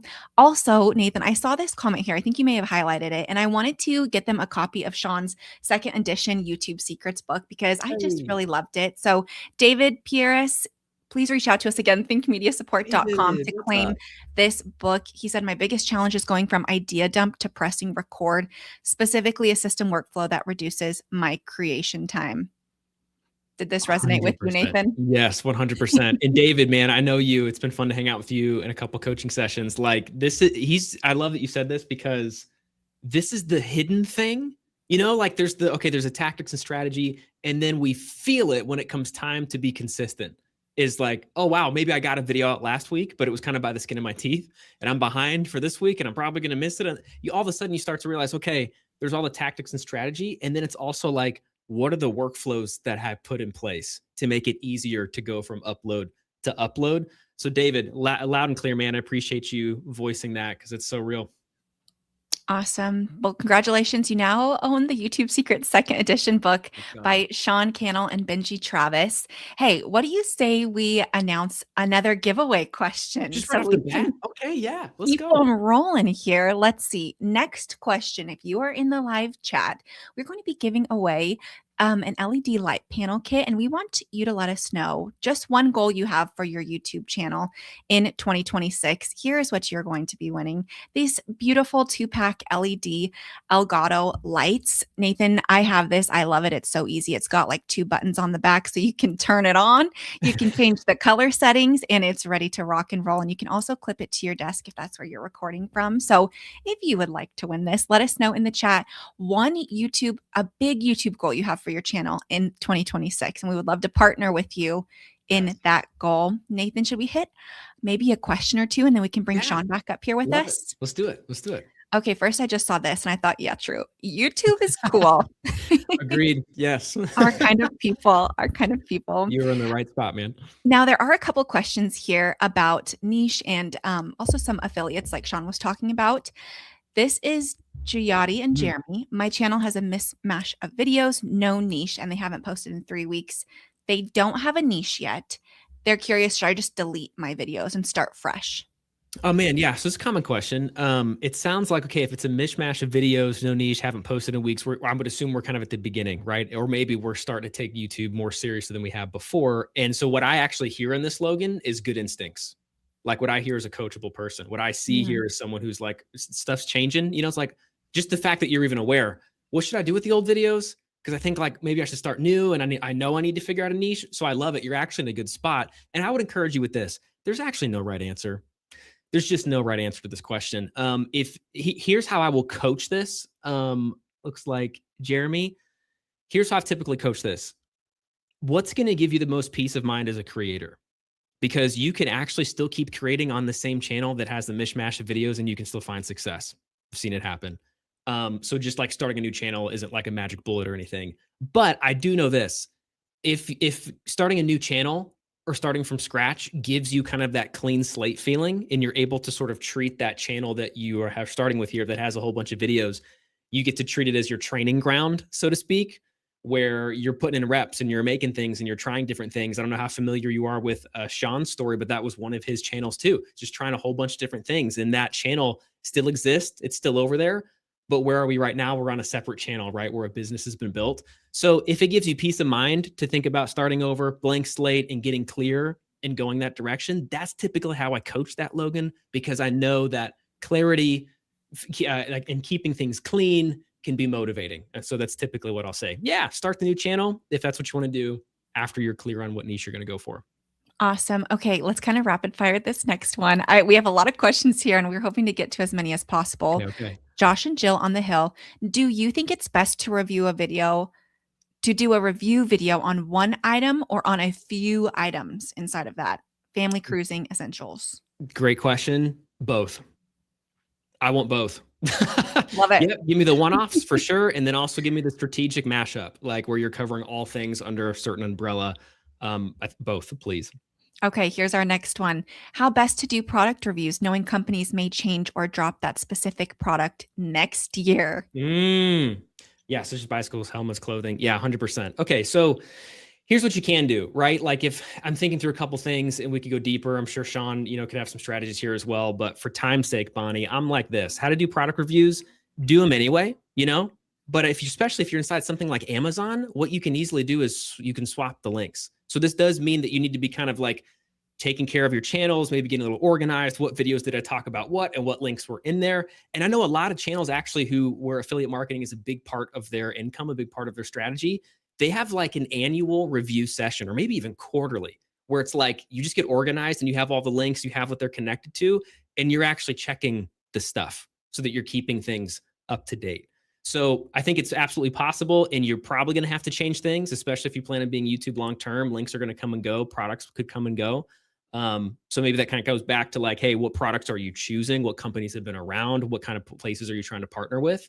But just rest assured, start getting organized, keeping track of things. And if this is a serious part of your strategy, which I think it's a great part of your strategy, then I would encourage you to like set a time on the calendar and just call it like refresh. And you spend an hour or something just making sure everything's still there. If you need to change something, you just change the link. And I've seen people put this in their description, Bonnie, no big deal. Yeah, in the video, because you can't go back and edit that, you said whatever product. But in the description to the link to that product, you say, you know, new version or updated listing, or try this one now, old one is out. You can just be super clear with your audience. No big deal.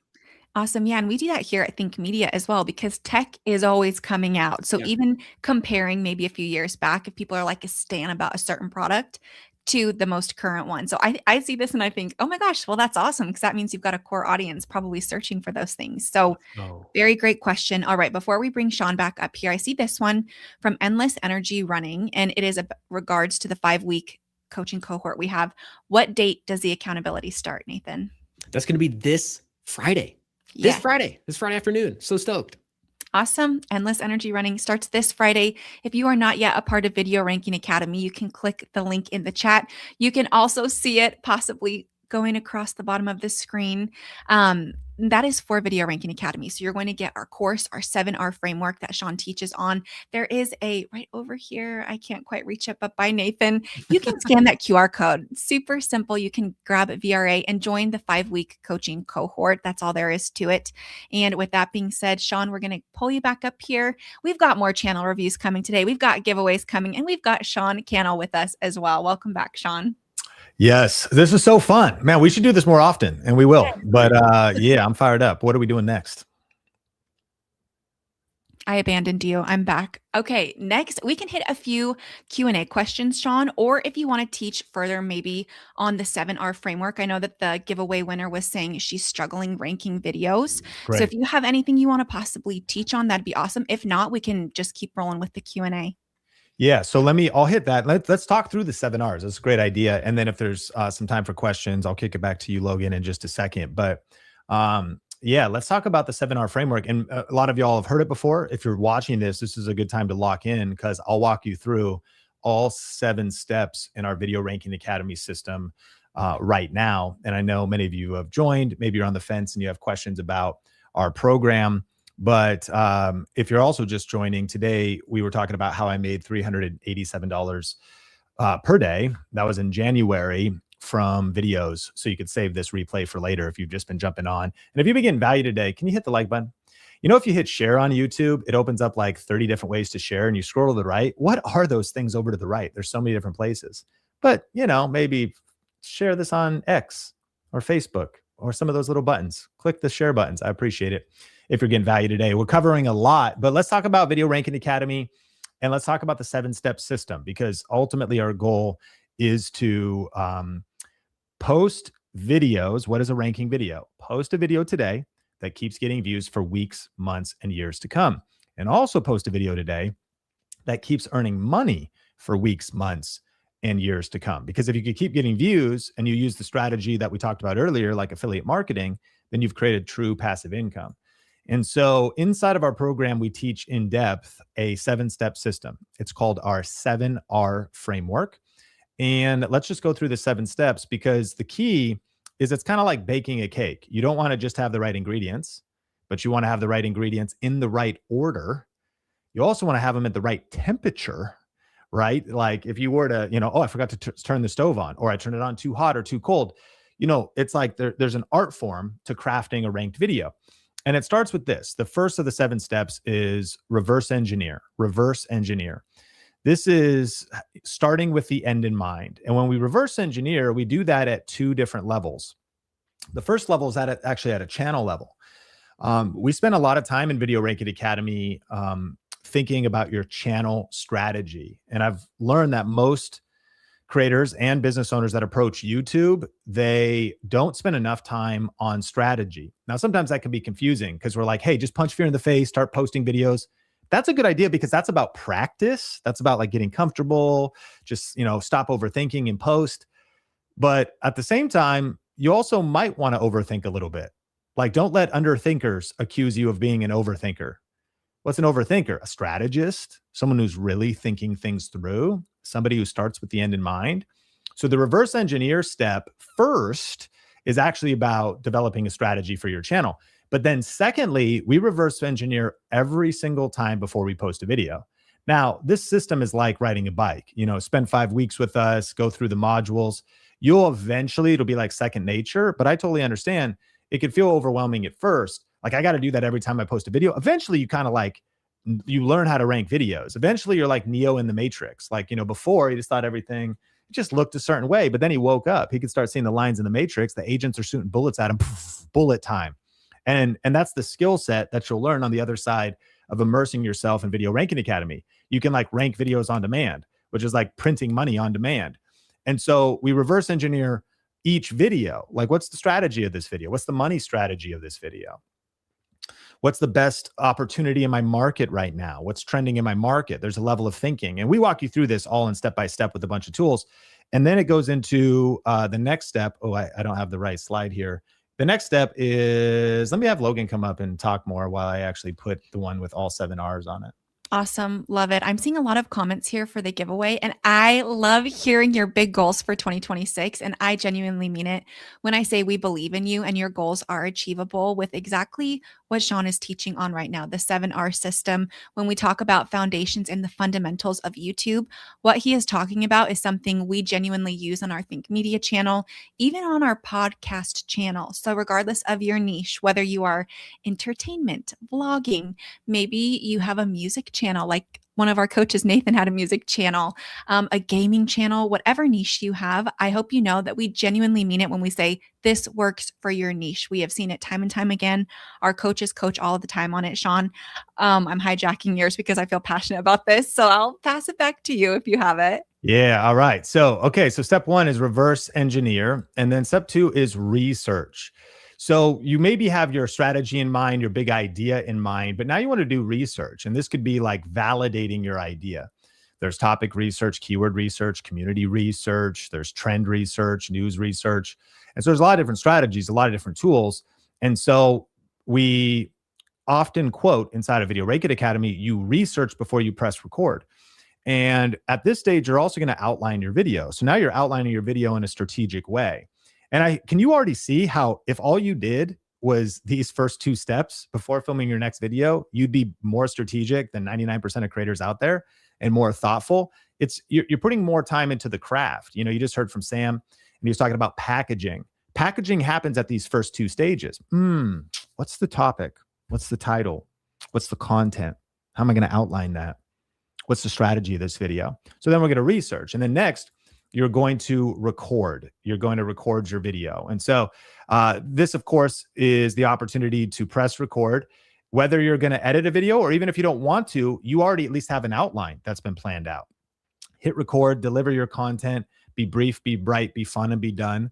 Or this would include editing if you want to enhance the video. So you sit down, press record, and then one of our bonuses that we have is called Video Creation Made Simple, and then Video Editing Basics. Video editing will really enhance your videos and enhances retention. So this is record the video, structure the video to hold viewer retention. We have a whole process that we teach inside of there, but that's going to be step 3. And so notice these are all stacking. We want to reverse engineer first, research second, record third. Number 4, we want to release it and basically release our video the right way. Now we're going to upload that video and optimize it. And we want to make sure that we get the right title in there. And what's fascinating is you might pivot your title further down the line. You want to know what your title is before you press record. But once everything's all said and done, stuff happens. Maybe some spontaneous stuff happens in the video. I was coaching a vlogger in our program yesterday, which Video Ranking Academy works for vlogging and entertainment channels. His mind was blown. He was like, oh man, I see it now. But he said sometimes spontaneous stuff happens during my day. And I'm like, it's okay to pivot. First, you're going to go into the video with a plan, but it's okay to pivot the plan. So when you're sitting down to release it, you're like, now that the video is recorded, now that maybe it's edited as well, now that it's uploaded, how do I optimize and package this the right way? Is there any tweaks to the title and thumbnail? Any final touch points, final touches, description, tags, all those details? You want to maximize your video's chance of success. And then rank. And what's interesting when you say, hey, I'm having trouble ranking videos, there's really two big aspects to rank. The first one is if you do the first 4 steps properly, ranking is a result, not as much of an action. If you do the first 4 steps properly, ranking is a result because you have pre-validated that, like, man, this area doesn't even have competition, or I'm doing a new angle on this, or how I'm positioning this video. So you just make the video public and it already ranks, or students are doing that all the time. And ranking is also a result of time with the video being posted on the platform. I think during our YouTube growth sprint, Nathan was looking at a video and it was day 1,375, where the video got a few views, but it took off 1,375 days later. Now that's a lot of patience. That could feel kind of discouraging, like you're watching grass grow, but that's the mission of Video Ranking Academy. We're planting so many seeds that you're going to inevitably have an apple orchard eventually feeding your family. Plus you could take it to the Saturday market and slang it along with everybody doing the essential oils and the honeys at the Saturday market produce section. Anybody love a farmer's market as much as me? So it's about planting seeds. And so sometimes videos get results and views faster, but ranking videos is because we've crafted this video intentionally in the first 4 steps. Number 5 is a result. The second aspect of ranking is there are things you could do to enhance your videos, getting some views and getting some traction, like posting on the community tab. And there's a time and place too to letting your community know about your videos. Recently, Sam was coaching a real estate agent, right? So there's videos become assets that you can text one-to-one to a client, that you can seed one-to-one to a coaching client or to individuals. And so there's a lot of ranking strategies that we teach inside of the program as well, but that's what you're going to be doing in number 5. Number 6 is then you want to review the results. Here's the quote you want to memorize. What gets measured gets improved. What gets measured gets improved. So if we're not actually measuring and paying attention, and I get it, YouTube analytics can be overwhelming, stressful. They change the back end. That's why it's so cool. We talk about YouTube analytics and we share our screen and we go through all that stuff. We'll help you master and make analytics simple. As YouTube analytics in the studio changes, we keep you updated with the updates. But you also just want to make it a part of your practice to review, because what gets measured gets improved. And, I can relate to a lot of creators that'll say, but Sean, I've been posting videos forever and I'm not getting traction. Maybe it's like, I've tried YouTube before and it hasn't worked. And I can relate to that. I posted for years and was like banging my head against the wall. My views were low. Why is this not working? And that's what set me on a quest to figure out how YouTube works and to figure out how to rank videos. And so we've turned it into a framework. But here's what I've learned. Sometimes it could be discouraging if you posted 50 videos or 100 videos or 700 videos. Like, can you relate? Like, how many videos have you posted? Tell me in the live chat. And what the mistake that can happen in kind of like even the personal development industry and motivational industry is people just go like, just be consistent. Like, just be consistent and like keep posting and you'll get there. Like, just keep going and you'll eventually get there. No. And you might be like, I tried being consistent. I've posted a couple hundred videos. Like I haven't, got there. Maybe you could relate to that. And here's what I've learned is that too many people believe that experience is the best teacher. They think, yeah, experience is the best teacher. Look at this person. They have so many years of experience. They must know a lot. That's actually a myth. Experience is not the best teacher. Evaluated experience is the best teacher. What gets measured gets improved. You might have met somebody, your Uncle Rick is at Thanksgiving. He's like, bro, I got 10 years of experience. You're like, no, you don't, bro. You have 1 year of experience repeated 10 times. Is that literally how you talk to your uncle? Super rude. You would never say that. But I mean, sometimes you might meet somebody, you're like, yeah, you got a lot of experience, but like you keep repeating the same mistakes over and over and over and over again. So like the volume of videos is not the key. That's why review matters so much. And I mean, and by the way, I get it. We're obviously letting you know about the doors closing to our 5-week cohort. You're meeting some of our coaches. Let me just encourage you, like, if you're on the fence, join our coaching program, join Video Ranking Academy, join this cohort, because review is turbocharged when you ultimately have a coach and someone giving you feedback, because it's hard to see what you can't see. Imagine having somebody helping you review the performance of your videos, helping you review your titles and your thumbnails, helping you review. Like, that's how you go faster. Like, how can I get feedback and see what I can't see? You could evaluate your experience by yourself, but that's difficult because you don't have the perspective or knowledge yet. So you might be wondering, like, why is Video Ranking Academy so powerful? Isn't there just, you guys give away so much free information. What's going to happen if I join the program? Coaching and accountability, getting into a community in a private group where you're getting priceless feedback, because experience is not the best teacher. Evaluated experience is the best teacher. And so review is not just analytics. It's reviewing your strategy. It's reviewing your approach. It could be shifting your entire thinking. We're reviewing, and then lastly, repeat. And so you can see this is a framework that works over and over and over again. And then the gray arrow goes right back into reverse engineer. It's a feedback loop. It's a repeatable process. It's a 7-step framework that still works a decade later. This is a timeless framework. And so trends come and go, and trends are good on YouTube to capture some views in the next couple of weeks. Like, it's always good to ride trends, but we don't rise to the level of our goals. We fall to the level of our systems. And so just having a goal of growing on YouTube isn't enough. We have a proprietary process and a system. And what's cool is, if you have any questions about this, let me know, because right now we are doing a limited offer, not just on Video Ranking Academy, where we teach that system in depth, but we're also doing a 5-week fast start group coaching program. It's called a cohort. Now, you get lifetime access to the program. You have a 30-day money-back guarantee. So this is the time to join. You can join at vrafam.com, or you can see the ticker at the bottom of the screen. It tells you the URL. And what's cool is, as you're going through that 5-week cohort, we're going to be doing this together, so you have the feedback and the accountability. Week 5, by the way, all Q&A and channel reviews. Just a super party, the 5th week party going through. And so imagine getting to work with me and the coaches in an intimate level, going through a cohort together. If you miss a session, you get the recording. You'll still get the 2026 playbook that comes with that session. We're going to go through this thing together. And imagine then on the other side, having been transformed by crafting your first or next ranked video, all the things you're going to learn so you can keep doing this over and over again, but also the feedback. So you've got the group coaching, you've got so many cool bonuses, but also don't underestimate Video Ranking Academy itself. You get lifetime access to the updates of that program, the AI tools. And as you're immersing yourself in that program, you're mastering the mindset and the skill set for ranking videos consistently. And sometimes, some individuals have watched Video Ranking Academy 3 times. They just keep going through it. You might be like, you might say to me, Sean, I've watched your stuff. I listen to your podcast. Like, I feel like I already know, maybe what you're going to say. Number one, you'd be shocked. There's like 50% of content we have not shared that's inside of Video Ranking Academy. So you're getting the levels of depth, VRA Masters, which is the advanced course.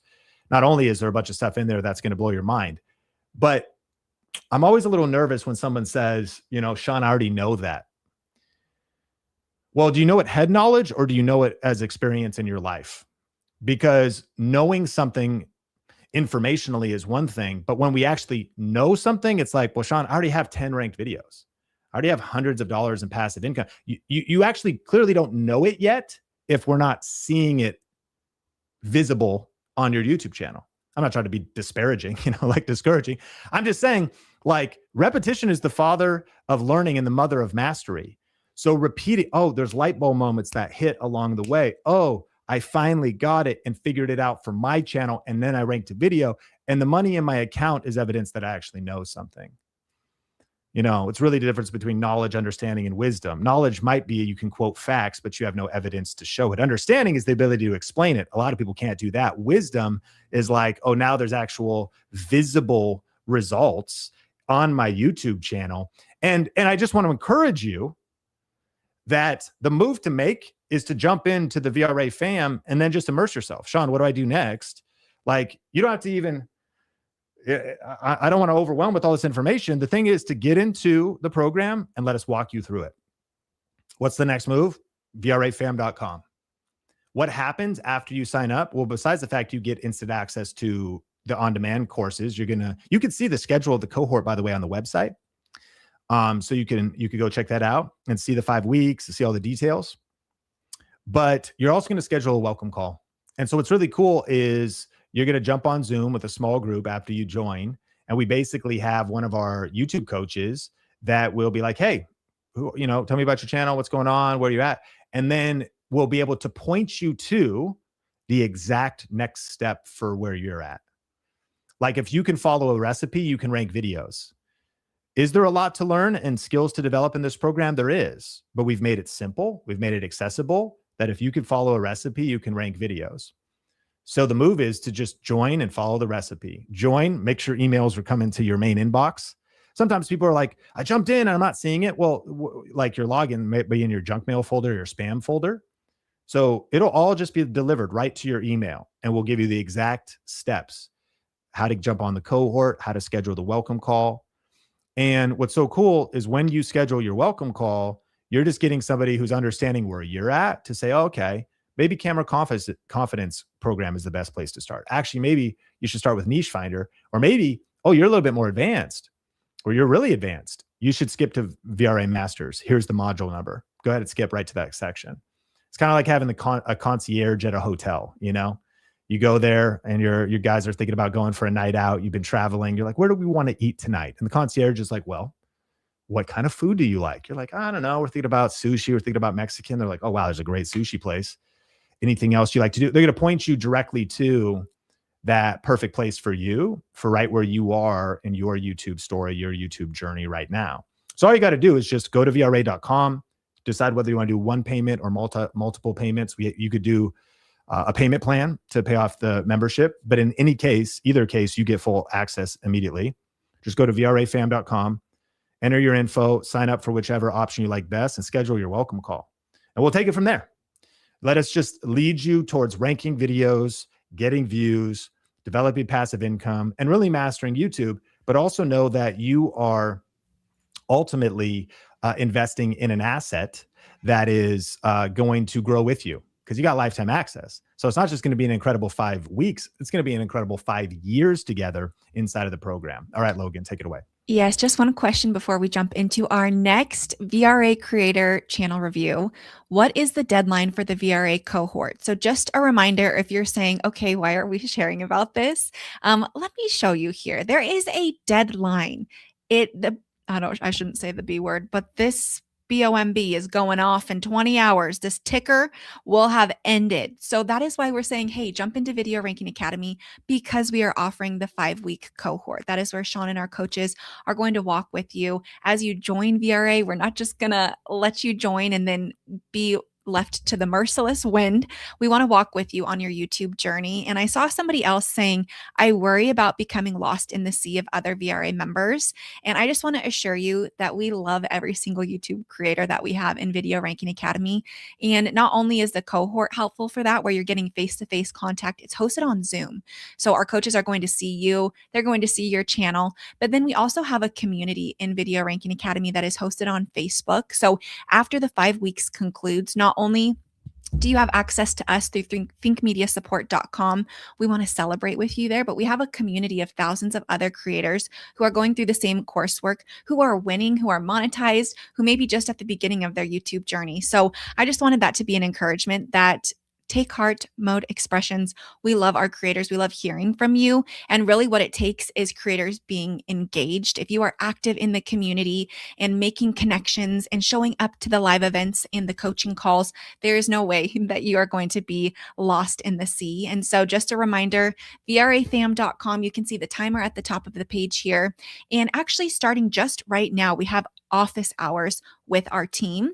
And so that is being hosted on Zoom. We will drop the Zoom link in the chat right now. If you have questions and you want to make sure that this is the right next step for you, or maybe you have questions about the program itself, our team is hanging out with some other creators right now, answering questions about Video Ranking Academy. So you can click the Zoom link in the chat and that will take you straight to our team to connect. Coming up next, we have Molly. Molly, I'm going to bring you on up here. She is one of our incredible VRA coaches. Thank you so much, Molly, for being here. I was so excited to be part of this stream and especially to talk about something that I feel especially passionate about. Yay. Molly, what are you coaching on today? So today we're going to be talking about storytelling.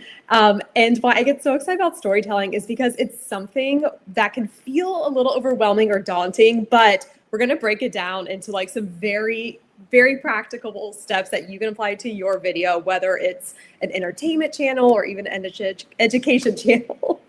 Amazing. Yeah, we get questions about this all the time as well, about storytelling. And so I'm so excited to touch on this. And we actually have Rachel. She is also one of our VRA students here. She has an incredible channel. Rachel, I'm going to bring you on up here. Welcome.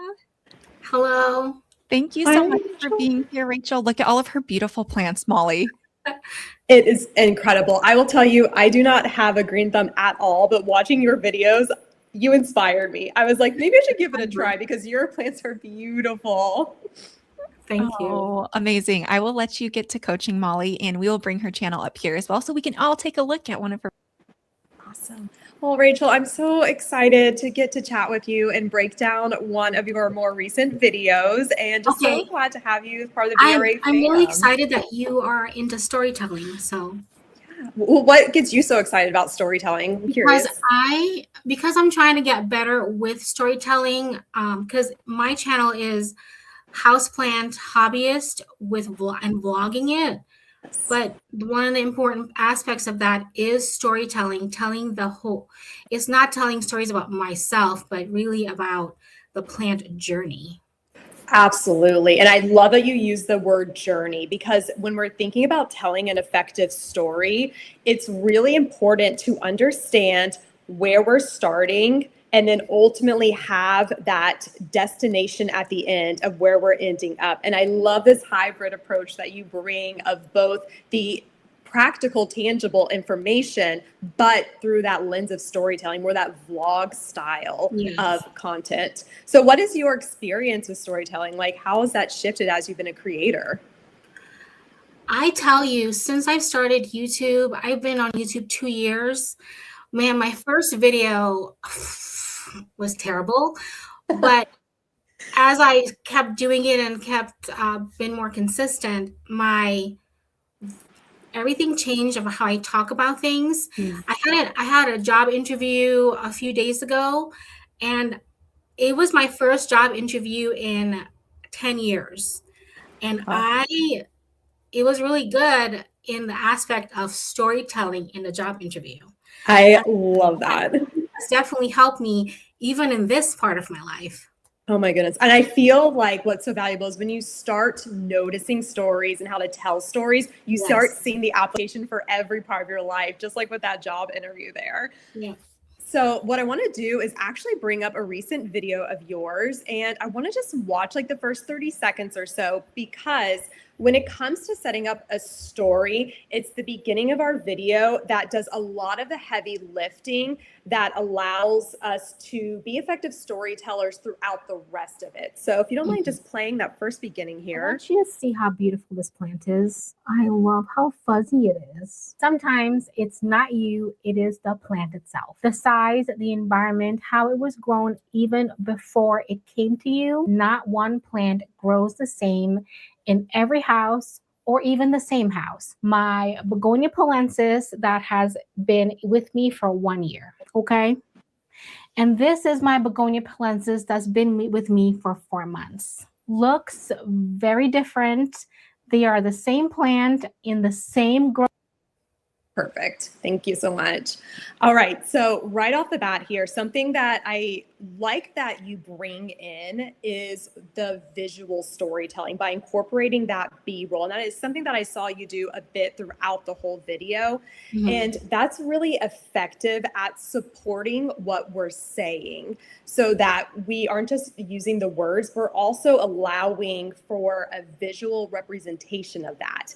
Also, if we're thinking about from a retention place, meaning we want a viewer to watch our video for longer, having visual storytelling like little bits of B-roll, or sometimes I see bits of text will pop up on screen, those act as pattern disruptors. And so it can work to visually re-engage the viewer because it's like, oh, wait, something new just popped up on screen. Let me lean back in and pay attention a little bit more.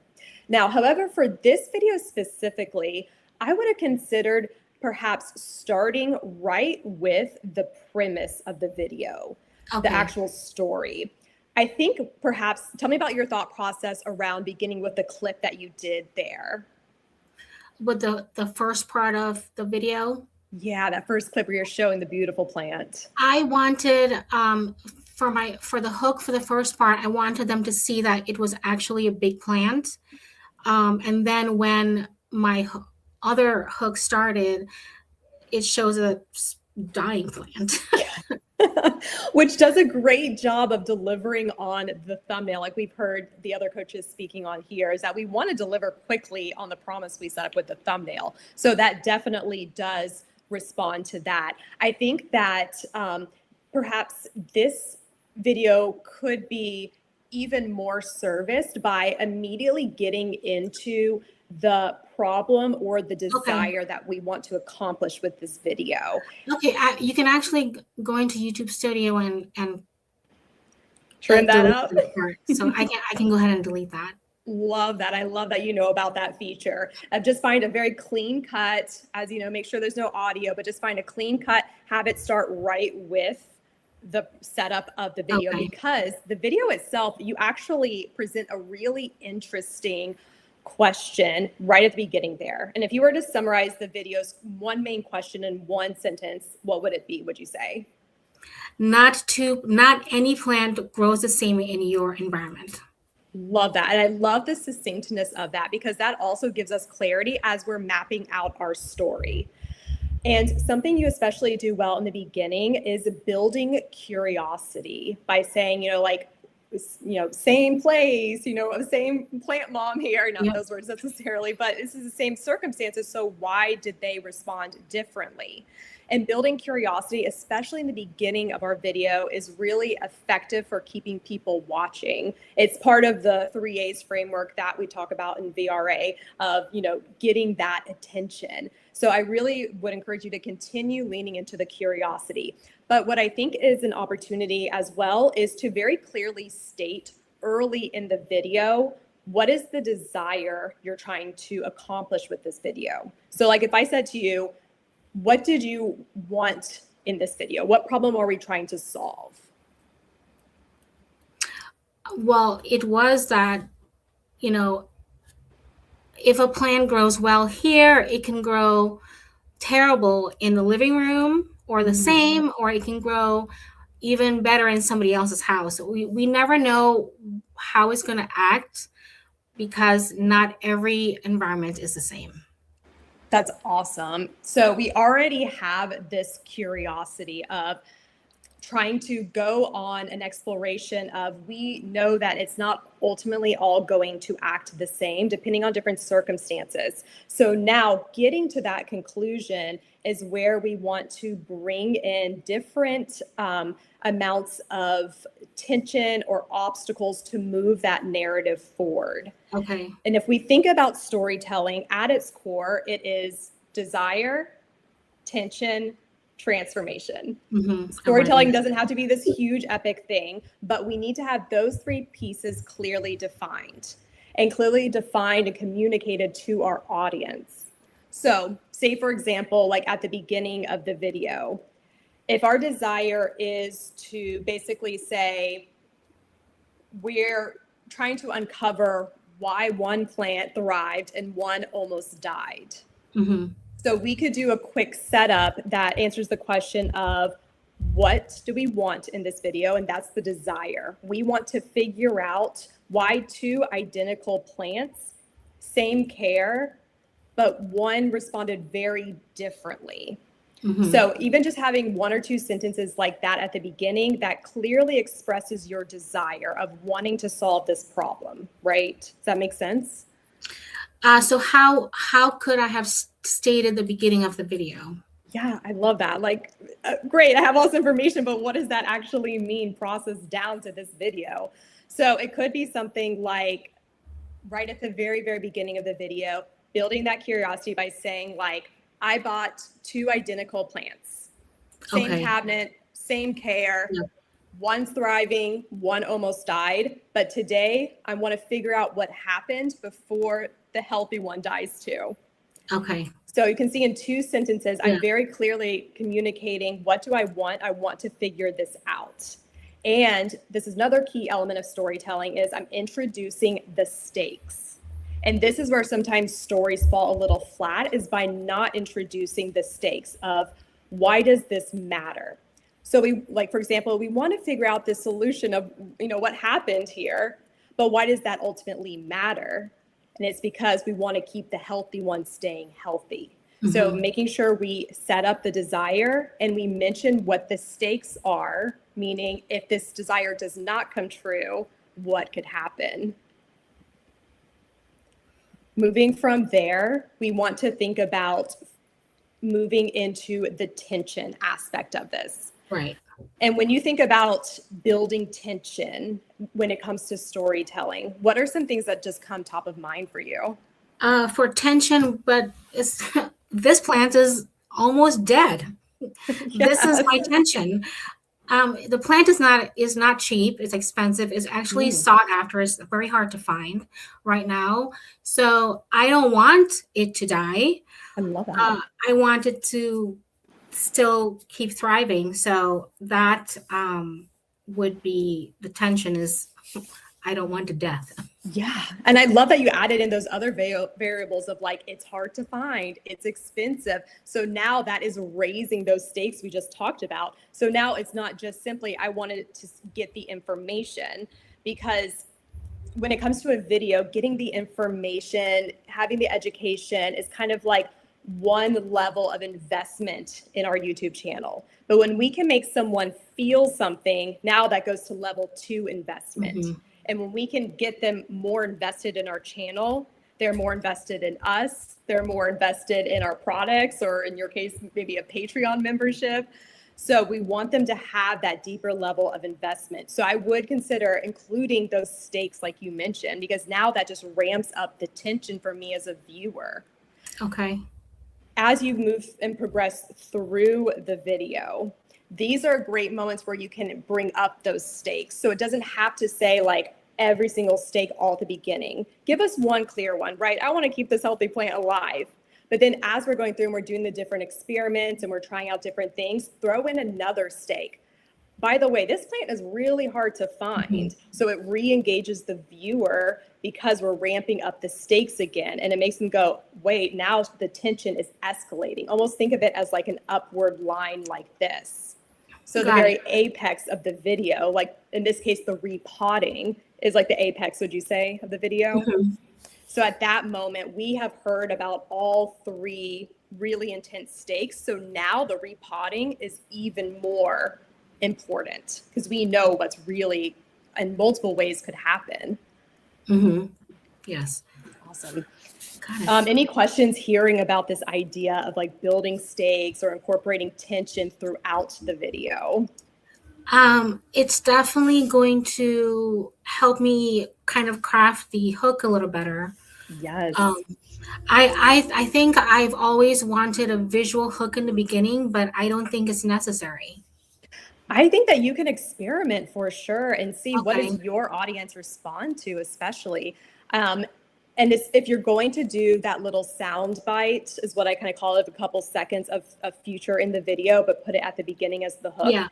Have like a really interesting moment that leaves the viewer on a cliffhanger. Okay. We basically want to, when we introduce a question in someone's brain, it basically like causes this tension, this like itch that can only be resolved by continuing to watch. So find that moment that like ends on a cliffhanger and put that at the beginning. Okay. I love that. And one final moment when it comes to telling a story. So we have the desire. We've clearly communicated that in like 1 to 2 sentences to the viewer at the beginning. We have the tension that escalates, and that's the key, is that it escalates and gets more intense as the video goes, culminating in like, this is the most epic moment. I've mentioned all the stakes. This is the most epic moment. But then we need to have the transformation. We need to clearly understand, how am I changed as a result of the story that I went on? And I'd love to take a look at the end of your video just so we can see how the current ending of this one is. I would say maybe around like 21 minutes, 15 seconds, something like that. And just kind of take a look at the ending of our video, because that really is the button on our story. Like a spider web. Love it. And on the back, it has a red on it. Oh my gosh. It's also very fuzzy and very compact. So we'll see how this is going to grow in spring and summer. I'm really excited. I want to see how this does. Tell me your begonia polensis experience. I need to know, because I'm also still learning with this plant. Even though this one's doing a lot better than my last one, this one, I don't want to mess it up. So some things I love is that you bring the audience in, and I saw that you have some pretty solid engagement with your videos in terms of like comments, and this is so important as you're building out your community. So that is fantastic. But I think this could have put a stronger button on the overarching story of understanding what happened to these 2 plants by delivering to us as an audience, like, what did I learn from this? Mm-hmm. So if you were to say that kind of in like 1 or 2 sentences, what ultimately did you learn from this experience that you went on?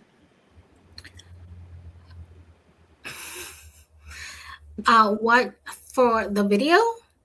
Like, yeah, as you were comparing the 2 plants, you were going through like understanding what was happening, you know, getting this healthy one, hopefully in a healthy place to continue thriving. What did you as an individual learn from this?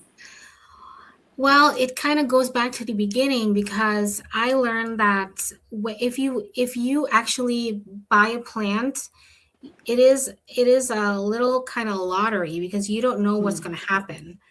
And one of my things that I learned is when you buy a smaller plant, it's more of a challenge versus a more established plant.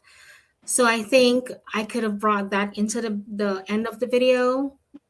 Yes. It's like moral of the story kind of thing. Yes. Basically, like yes, we have been telling storytelling for generations as people. So having terminology like the moral of the story, but even bringing in just a sentence or 2 like that at the end, basically what it does is it closes the loop that we opened right at the very beginning. We had questions. The viewer has questions in their mind about the plants, what brought them here, what's different between the 2 of them.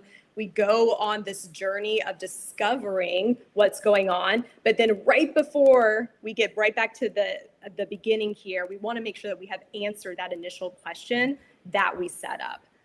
Got it. So yes, that would have been awesome just to have that final like moral of the story. This is what I learned, whether it is practically speaking in terms of care for the plants, or even just as a person. Maybe I learned patience, or I learned this changed my perspective as caring for plants.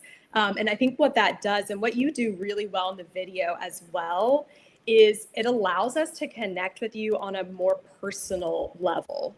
And when we can bring out the, hey, I'm not sure how this is going, I want to keep learning along with you, that allows for relatability and allows for us to connect with you and trust you. And so whether you're building your brand, building your channel, wanting to sell products, having someone be emotionally invested in you is powerful. And having that moment at the end allows for that emotional investment.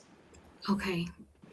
Any Thanks. other questions about storytelling? You're doing such a good No, job already. everything that you said, I will rewatch and take notes. I love that. Yes. So think desire, tension, escalate the tension with stakes, and then that transformation moment at the end. And you are already in such a beautiful place. I can't wait to see how you continue building on the storytelling work that you're doing. And storytelling is not easy, and we can continue talking about it in future coaching and in the cohort and everything as well. But thank you so much for sharing your story Thank you. with us here today. Thank you so much, Rachel. Let's show some love for her in the chat. Thank you for putting yourself out there and letting us all learn from your channel, Rachel, and what you are already doing. And just to reiterate what Molly said, you are doing some really awesome things. So excited to see you in the cohort and to see you in VRA as well. Thank you for being here, Rachel. Awesome. Thank you so much, Molly. Is anyone else getting so much wisdom from these coaching sessions? I am loving this. That was incredible, Molly. Thank you so much for your storytelling wisdom. So glad that I could be part of it. Yes, if you would like to see more of Molly and our coaches, be sure to join Video Ranking Academy. Again, if you have questions about VRA and what that looks like, whether it's the course, the community, or even the coaching, our team is in a Zoom room right now. We call it office hours.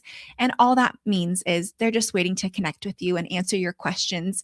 And really honestly, just help you decide if it's the next right step for you and your YouTube channel. So if you would like to connect with the team and get your questions answered about VRA, be sure to check out the Zoom link in the chat. I'm bringing Nathan up for just a moment. Nathan, I'm having so much fun. I saw you jumping around in the background. So cool. Yes. I mean, like, it's just crazy. That was like a masterclass, mini masterclass in storytelling. And I also know that storytelling too is one of those topics I love the pushback too from Rachel to just be like, what does that mean though? Like, okay, you know, we got these concepts and then bring it into my world, bring it into my video production. Like, what am I actually doing in my videos? What am I showing on screen? What am I saying? Just so good. So the chat was going crazy. And I mean, I was going crazy, as you said, just jumping around back here. So Awesome. I see the chat right now. Absolutely. Great stuff. So fun. Somehow we've been streaming for 2 hours. So if my you are goodness. here and have been here for 2 hours, shout out to you. This is so incredible. You're getting all of the YouTube advice and really making 2026 the year you grow on YouTube. So shout out to you. Thanks for being here. Nathan, thanks for coming up. I just needed more of your energy because I was thinking, oh my gosh, this is the best. I love this. And we still have more coaching. What? Oh my So goodness. cool. Let it come. Let it come. Yes, we're going to bring Sean up here in just a moment, Nathan. And I'm actually going to be bringing up one of our VRA students as well. So in just a little bit, you'll be seeing Nathan again because we're going to be announcing a giveaway winner. Nathan, we'll see you in just a bit. Awesome. And I want to bring Lisa up here. Hello, Lisa. How are you? Hi.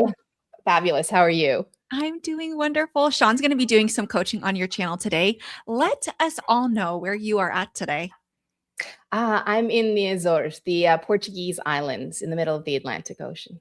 Oh my gosh, so incredible. Sean, I'm going to bring you up here. I'm sure it is nice and sunny where you are at. So we're all wishing we could be there with you, but we get you on YouTube. So that works too. Thanks for being here, Lisa. Yeah, thank you. Hi, Sean. Hi, Lisa. Thank you so much for being here. And I'm so excited to connect today. Now, I know you submitted some details ahead of time, which we're going to talk a little bit about dialing in your niche and your brand. But give us some context because I believe we asked you, you mentioned you could use some help on second half, reinvention, longevity, health.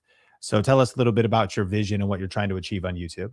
Sure. So I left North America, Canada specifically, and it was because I was looking at aging and what I wanted for the second half of my life when I was in my 50s, and I created some of the YouTube. I've only done a few channels, episodes, I should say. The reason I did it is because when I was thinking about what I wanted the second half to look like and how I wanted to age and all that, you know, still have fun because I still feel quite great. I watched some people on YouTube doing it, and it gave me a sense of not permission, but a little bit, but gave me examples of possibility, and then it let me choose my version of it. So I want to do something like that. Not so much that I'm, telling people how to do it, but giving them an experience of how I'm doing it. I asked them some questions at the end. And I've done a few things as I'm moving forward with it. So I don't know if that's enough information, but it's going back to like aging, kind of the second half, maybe moving to a new country. I'm reconnecting with roots as my family's from here. And I did dip into the niche finder a little bit in the program. And it is amazing. Like that was helpful. Before that, how clear do you feel like you were on your niche before you started using Niche Finder? I mean, I had lots of circles, Yeah. but somehow it took all the circles and made, 2 sentences. Maybe on a scale from 1 to 10, if 10 was like fierce clarity, I understand my brand, my mission, my target audience, and 1 is like, I don't know, I have a lot of ideas, but it feels disorganized. Like a really strong 6 Okay. It was a 6 before. before, right? And we're going to take it to a 10. Yeah. Yeah. Let's do that that's right. together. Okay, amazing. And I'm curious for anybody watching too, like how clear do you feel on your niche right now? Or do you feel like you're multi-passionate, you have lots of different ideas and you're trying to dial that in? Lisa, you've already jumped into Niche Finder. Did you already try this tool? I did. I mean, I'm open to doing it much better, but I just started playing with it a little bit. Amazing. So I would love to walk through this together because I think this will also help this process of individuals being able to go through this and follow along. So ultimately, I'm going to take what you already sent to us. So you talked to, this is a screenshot that I just posted.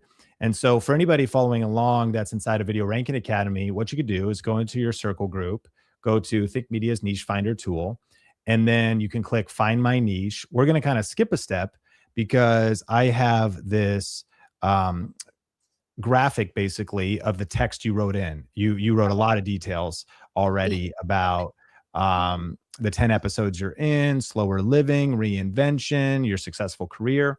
So then I'm going to start with a prompt and say, so I've attached an image with clarity about the channel I want to start. I've already started, but I really want to dial it in so I can have a strong brand and figure out my uniqueness. So what's cool about this tool is if you had no clarity at all, some have said they have a 5. Rue said he's a 5 in clarity. You could start anywhere you're at. If you literally have zero clue of what you want to start your channel about, or you're thinking about pivoting, there's so many different opportunities of course, of what you can do. And so ultimately, let's see here. Okay, so step 1, the welcome and the journey quick. We're going to follow the 6-step process, the 3 Ps. Now, what is interesting, right, is we do know that, okay, reinvention, slowing down, longevity, purpose, legacy, but we want to clarify, like we have these broad ideas. So here's a question for you. When you imagine your perfect viewer, what part of your own journey feels most emotionally energized to talk about when you're talking to your ideal viewer? Who is your ideal viewer? It's probably someone in their 40s or 50s, maybe even 60s. Men or women? Both. Okay. Probably more women, but definitely both. Okay. And I do have both. They're watching it now if I looked at my analytics. And if they would have had whatever their version of a successful career is, and so they've had a successful career and they are reinventing themselves. Yeah. So, and that's a change because the concept of whether it's slow living, sometimes like I don't love that language. I love the idea, but so yeah, they're making a bit of a change from what they want the next version of themselves to look like, right? Like it's really interesting. The people, I'm still doing some coaching, and even there'll be people with great careers and they're talking about growing their own food or like chickens, and it's so like radical from the places they're currently at. So okay, so I'm going to enter that in, and strong signal. This actually narrows things more than you might realize, which is great, by the way. I think a fear of anybody who's kind of getting to be a fly in the wall during this coaching session is sometimes narrow feels constricting. We sometimes have a fear of niching down too far, but clarity is power. Focus is power. And so a quick summary of what we've given so far. Let me know if this sounds true. Women, but inclusive of men, 40s to 60s, high achievers. They've already won in their career by life or traditional standards, but they're at a reinvention crossroads and they're asking what's next. Exactly. Right. Perfect. Okay. So this is also interesting. Like, I actually think it's powerful for you to plant your flag to say, I'm helping high achieving women. And what's funny is that might sound like it's exclusionary of men, but it isn't. It kind of is in statement, but like men can still watch. And it's interesting when we think about even just good marketing, like the better you resonate with your ideal audience, like the stronger your content will be, your online business will be. and it actually leads to more business, not less. It leads to more impact, not less. But as exclusive as it can feel, you could still attract. It's just weird. It's like how the internet works. And maybe it's not what you state publicly, but it's also focus internally that you might say, I help high achieving women enter their second chapter who want to redesign life with intention. How's that resonate? It is. And I think the backdrop would be not done as coach necessarily, like my previous, I want to do it as an example of someone who's experimenting with it, who has the backdrop of my relocation behind it as I'm interviewing people who are doing the same thing. So I really want to have a vibe around there of me experimenting, me walking through and kind of showing, as opposed to just, content. Yeah, that's good. And what's interesting too, is this is fascinating. Sometimes are you going to have a coaching program? I do. I still coach now and I do have those, but I am thinking of, if this is something. I do retreats here. So I have that in my background. I haven't done anything specific for Do men and women come? Oh yeah, definitely. Okay, great. So in that case, then it sounds like you're already dialed in. And from the standpoint you're creating from, the titles, the video topics could speak to anybody in that season of life, as opposed to narrowing down to men and women. I think the fact that's already your business, it's probably good to stay broad there. And so then next, and you've probably done this, but I want everyone to see, we have our 3P framework, and that stands for passion, proficiency, and profit. Now, you've already really done passion. That's clear here. So now we want to clarify, this is a key word, your unfair advantage. Give me some thoughts of what do people already come to you for advice on, specifically related to reinvention, transition, or what's next. You could see some examples on screen, but what are the questions they're asking the most? What are the topics they're asking the most? Yeah, so all of them, not so much just starting with the big moves, but those exactly. So still helping people right now. I'm still coaching some CEOs and executives and entrepreneurs. I still do those. I do retreats here where people are starting to ask questions about what their next level is, how they want to either transition careers. And careers is wrong language, but how they want to live their next version of success, I guess, is the best language I would give, because that can be so varied. Okay, perfect. So I copied all those in. You're in a premium niche with built-in authority. So we have your proficiency check, and you have real proof. You're already coaching CEOs, senior executives. You're leading retreats, not theoretical. You have results-based wisdom. Mm-hmm. So most creators in longevity or slow living start from a lack. I want a better life. Your audience starts from success and dissatisfaction. True? Yeah, right. Yes. That's rare and incredibly valuable. Profit demand. So I guess this is already clear because you're already able to make profit here, but let's expand on this. What is the most painful tension your ideal viewer feels right now that they don't know how to name yet? Here's some examples. This can't be all there is. I don't recognize myself anymore. I don't know what to do. Are they depressed? What are some of the things they're feeling? Right. The first one, this can't be all there is. Okay. And there's a new season of their life that they're coming into. Maybe some guilt about should I change this? How will this affect other people? I don't know what's the most on a scale from 1 to 10. There's lots of things we could feel like, I kind of want to start a new hobby. Maybe I'll take up golf. What's your passion level for that? Like a 2? Yeah. If a friend invites me. Then there's, I just got a doctor's notice. Right. He said, if you don't start going to the gym, you're going to have some serious problems. Oh, that's like a 9 or a 10. And then in the inner core, there could be actual dissatisfaction. Like, is this all there is? But could we name that? How do they name it? What is like their real pain points or problems that maybe keep them up at night? Meaninglessness? Do they struggle with depression? Maybe not. Is it more?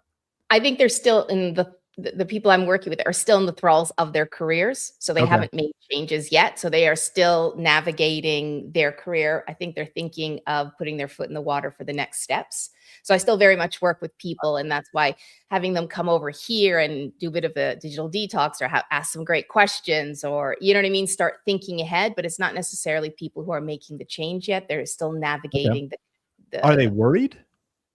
They're worried because they've already had a certain level of success and they're just wondering what's next. And you can future pace, like what I did. I could future pace how I was going to age or what my marriage would look like if we're still working so much, or, with dissatisfaction. And I think there's a lot of people are going through interesting times in the world right now. They're thinking that things look different now. So they're giving themselves a bit more permission to not follow the exact same way it always was, because so much is changing.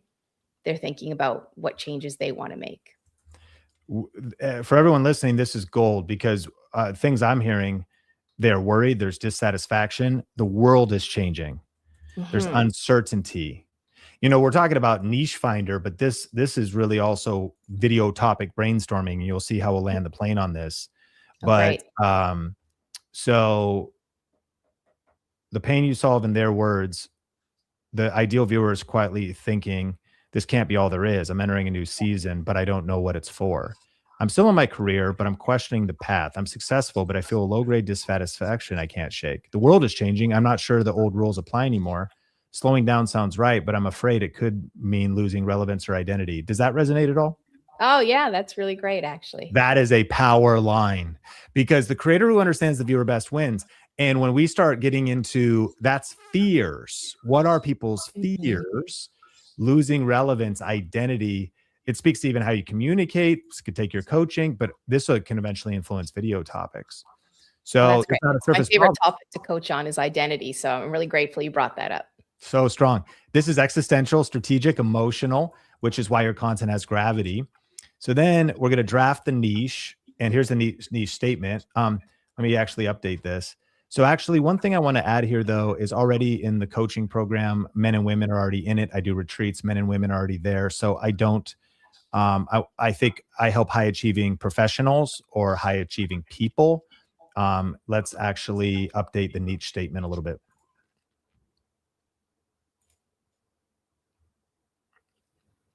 Okay. And so I help high achieving professionals in their 40s through 60s navigate their next season of life, redefining success, health, and purpose after career advancement without shrinking who they are. How do you feel about that? I like that. That's great. It's strong. It's strong. And there's an explanation here why this works. High achieving professionals, next season of life, redefining success, health, and purpose without shrinking who they are. This is such a clear niche. But honestly, there's so many video topics you can speak to underneath that. I feel like some people feel like when they niche down, it's constricting, but a good niche is like a North Star document. It's like it's a compass. It's like it points to where things are going. There's so many different topics that you can do within that. And so here's the final thing that I actually want to do here. That's kind of going to be cool. Can you turn this into a basically master prompt and a master brand DNA document that I'm going to save as a PDF so that I can use it in Think Media's other tools? Now you'd want to review this, but here's kind of what's powerful is after you've gone through this process, I like to open up a Google Doc and take what you would call a master prompt, because this then becomes useful for AI itself to not have to redo this work. You can do this. I mean, you could use this so that you, read through it, remind yourself of what you're about to do. But what's powerful here, I mean, it's already given us content pillars for the channel foundation, which would go into like the buckets and the different, content that you would have. But here's what's kind of crazy is you could post this into any AI or Think Media tool for video ideas, titles, hooks, outlines, scripts. You've got the master prompt right here, and I'm just waiting until it finishes, because what we're ultimately going to do is copy this, and we'll move this over. I'm going to copy the entire prompt, move this over here, delete the little, if you want to do next part, delete the little intro part. I'm kind of a formatting geek, so I'm going to make this a title and delete that. And then I'm going to say master prompt for Lisa. And I'm going to say file save as or download as a PDF. And so then what's really cool is we have a whole suite of tools inside of Think Media, our keyword universe, our title system. So we could take this document now and come over here and say, add the brand DNA prompt and say, hey, so I want to think about the next 5 highest ROI, highest click-through rate, highest broad appeal, but that would be specifically tailored to my expertise and the brand DNA document that I just uploaded. And you could give me all your logic and thinking, but ultimately I just want those final 5 ideas and titles. Because when we talk about, and we mentioned this earlier on this stream, we want the shortest path to revenue, the shortest path to the most growth possible. There's hundreds of videos you could make, thousands of videos you could make, but what videos would be the best videos to make to track your ideal audience, make the most impact, and ultimately lead people into your business? We want to shortcut the path to that. And so I'm so glad for jumping on. I'll send you all of this, Thank you. these ideas and that brand DNA document that we made. But Lisa, I'm just so excited about you being a part of the VRA fam, and future looks bright. It's so cool to hear about your journey and the impact you're making, and excited to build together. Great. Thank you for having me. I appreciate this. Appreciate you. And Logan, I just wanted to say, as everyone's watching, this was kind of a cool example of the 7 R's themselves. What do we just do with R number 1? Reverse engineer. And consider the detail, friends, of like, did you feel it when we were reading that brand DNA statement? You're like, sheesh, if that's a level 10 out of 10 clarity of what I'm doing, like I'm a level 2, you know? And getting things done in the right order, once you've clarified your North Star, where am I really going? What's my strategy? Then it's going to influence your videos, but it's going to influence your business model. It's going to influence everything down the road. So I love taking massive imperfect action, and I love just like going out and punching fear in the face and pressing record. But I learned a quote from a military strategist. That's a famous book you've probably heard of. And they took all of his military strategies and they put them into a book. It's called The Art of War. And the military strategist is named Sun Tzu. It's a 2,000-year-old book, one of the most successful military generals and strategists. And he said this: every battle is won before it's ever fought. Every battle is won before it's ever fought. That's true for YouTube. What if your success on YouTube for the rest of 2026, but even going into 2027, 2028, has to do with sitting down and creating a better strategy before you run out and fight the battle? That's the power of the Video Ranking Academy and our AI tools like Niche Finder, like the title tool, the keyword universe. And we'll walk you through that process of doing what we just did with Lisa. And what's powerful is when you also go through the video modules of Niche Finder, you're just going to hear so many things that start to pull out these hidden strengths and ideas inside of you and bring some organization and some clarity to those. And it's really like building a house. You know, we on YouTube, we get excited about, and if we get a house or move into a new apartment, we get excited. Oh, what paint color are we going to choose for the walls? What furniture are we going to get? What pillows are we going to get? You know, none of that matters if the foundation is broken. You know, wow, honey, the paint looks so good and the couch looks so good. And then it rains and it starts leaking through the roof because the house is skewed. And if the foundation is cracked, a flood happens. Honey, why is there 2 feet of water in the kitchen? Like, it doesn't, you don't love the paint if there's water in your kitchen. So it's like, we want to get this foundation solid first. So if every battle is won before it's even fought, that means even in a competitive world, lots of battles have been won when a weaker army has defeated a stronger army because of strategy. That's what Sun Tzu meant. Every battle is won before it's even fought. If you look at your competition, you're like, well, they got more money than me and they got more time than me. They got more resources. Yeah, that's what a lot of the competition has. So what do? You pivot your strategy. You pivot your approach. The smart YouTube strategist, which you don't have to be one, just join our coaches like Molly and we'll hang out with you, walk you through this stuff. The smart YouTube strategist is going to sit down and think about, okay, what are your strengths? What's the approach? What's the unique angle that we could take? And as cool as these AI tools are, that's why it's also the fact that we've built a team of humans because AI makes mistakes, or AI doesn't have the emotional intelligence and really the third dimensional intelligence to still see things and be like, we should tweak that. We should do that. And that's what we're going to be doing in the 5-week cohort. So that was a fun session. about looking through our niche finder tool. And Logan, I'm excited for this next portion of today's stream. Incredible. Thank you so much, Sean. And thank you so much, Lisa, for being here. Very excited to see where your channel's headed, especially with your next 10. I know you've got some help on those next 10 videos. And so I am confident that this information is going to really help you dial in not only your channel, but those upcoming videos as well. So I'm stoked for you, Nathan. I'm going to bring you back up and Come on. holy smokes. First, how cool was that, Nathan? Oh my So God. good. So good. I love these AI tools because of how much can happen so quickly when you know what to say. And I guess also like our tools are like pre-programmed with a whole bunch of really cool stuff to just kind of like, bang, you're there, get you there.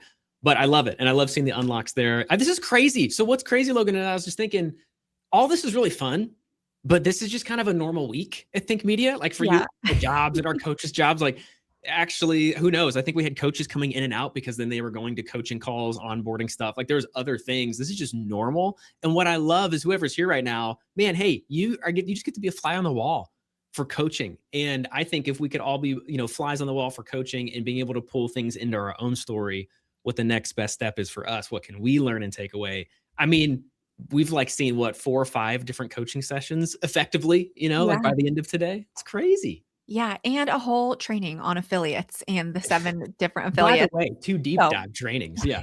Yeah. And conjunction. And with that being said, we have also been doing giveaways throughout this entire stream. So we are going to announce the winner of this LED light panel kit. So easy, plug and play, a couple different buttons. Like I was mentioning, really it's just an on button and you can go from cool to warm and you can change the light setting as well. So if you're looking to upgrade the light quality, we can drop a link in the chat to this. It's the Godox light panel. But Nathan, what drumsticks do you have? I've got a lip gloss and a pen. I'm going back to old reliable pen and highlighter. Yes. I will be more creative next time. I see Annie. She is already ready in the chat. I absolutely love to see it. If you are new here, drop some drum roll emojis in the chat as we prepare to announce our giveaway winner for this LED light panel kit. Here we go. And the giveaway question was a YouTube goal for 2026. So here we go. Congratulations to the Tin Can Ramblers. Their big goal is to build an authentic and thriving community, which is something we are so passionate about here at Think Media. So I love to hear that. Thank you for sharing your goal with us. Please reach out at thinkmediasupport.com so we can get this light panel to you, Tin Can Ramblers. And I also just wanted to do an honorable mention and a shout out to Annie. She said, my goal for 2026 is to rank videos and monetize so I can move towards YouTube as full-time income stream. 2026 is my year. Yes, it is, Annie. She is going to be in the cohort as well. We're looking forward to seeing you there. And we would love to get this in your hands. It's the 2nd edition YouTube Secrets book by Sean Cannell and Benji Travis. So Annie, you just won yourself a book. So thank you for sharing your goal for 2026. Please reach out to the team at thinkmediasupport.com so that we can send that your way. Nathan, what is next? I know we have some Q&A. I know we're kind of inching close to the time here. So what do you feel like doing? Man, okay. I've got something put together. A little bit of, maybe we call it a bonus deep dive, quick session that we can go through, especially if you're hanging out here until kind of the end. I would like to talk to you about YouTube analytics. And I've got a case study that I want to walk you through.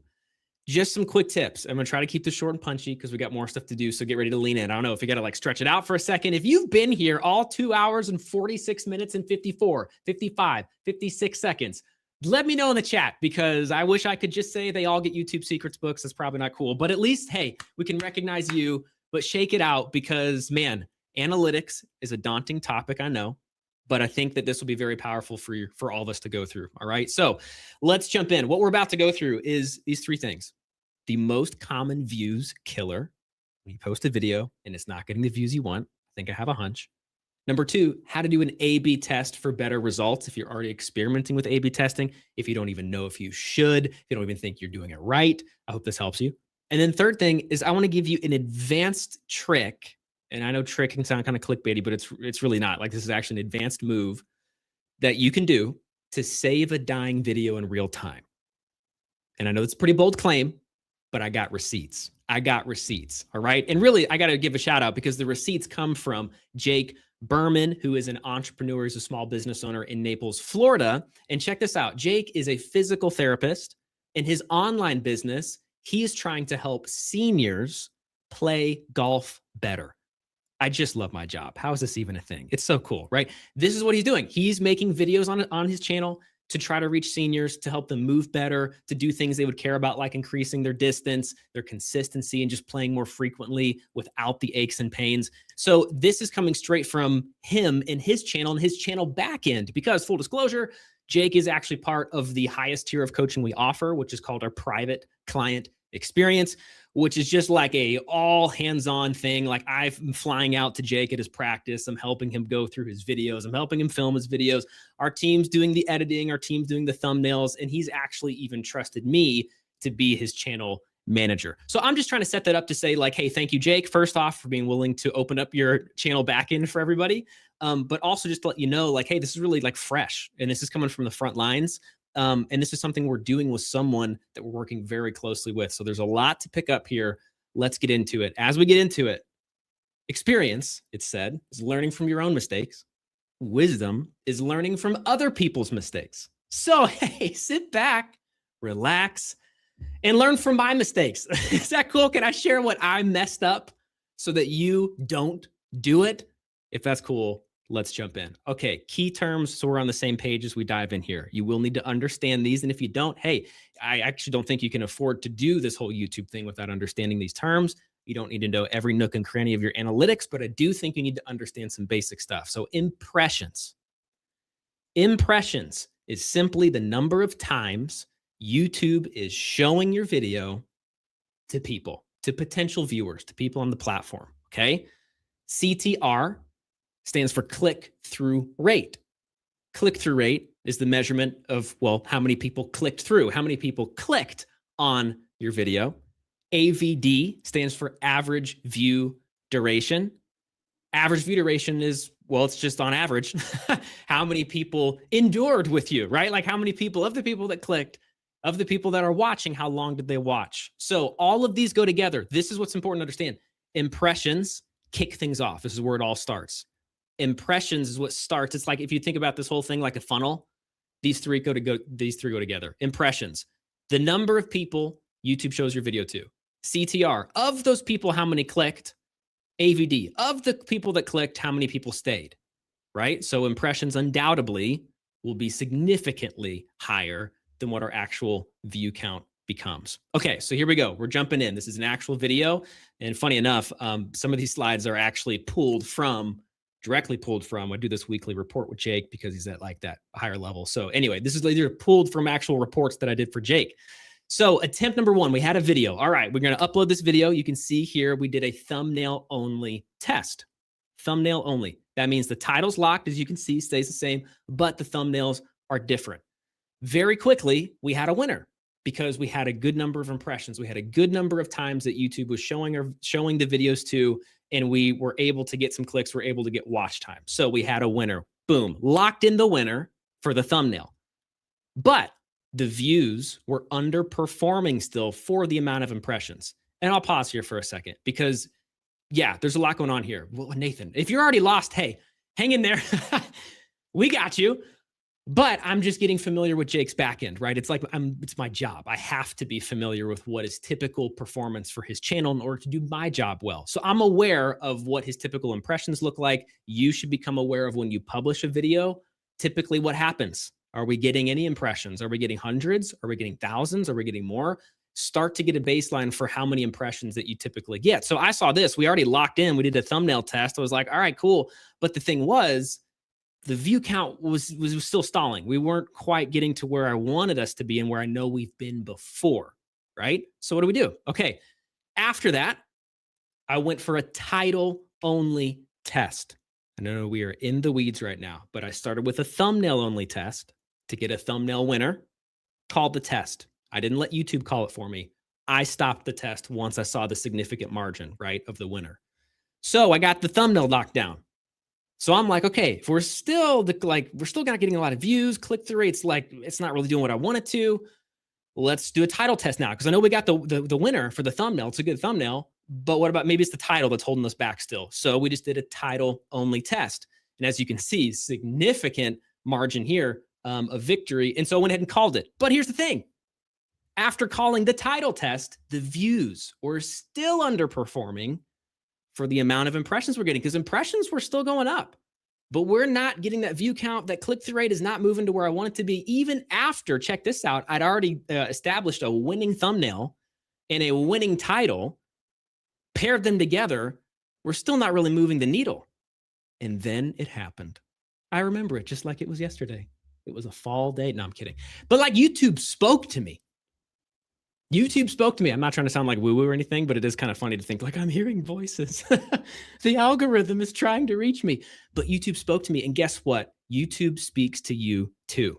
Here's what was going on. Here's what's happening on the slide over here. Can you see the hang up? Can you see what's going on? All green arrows except this one.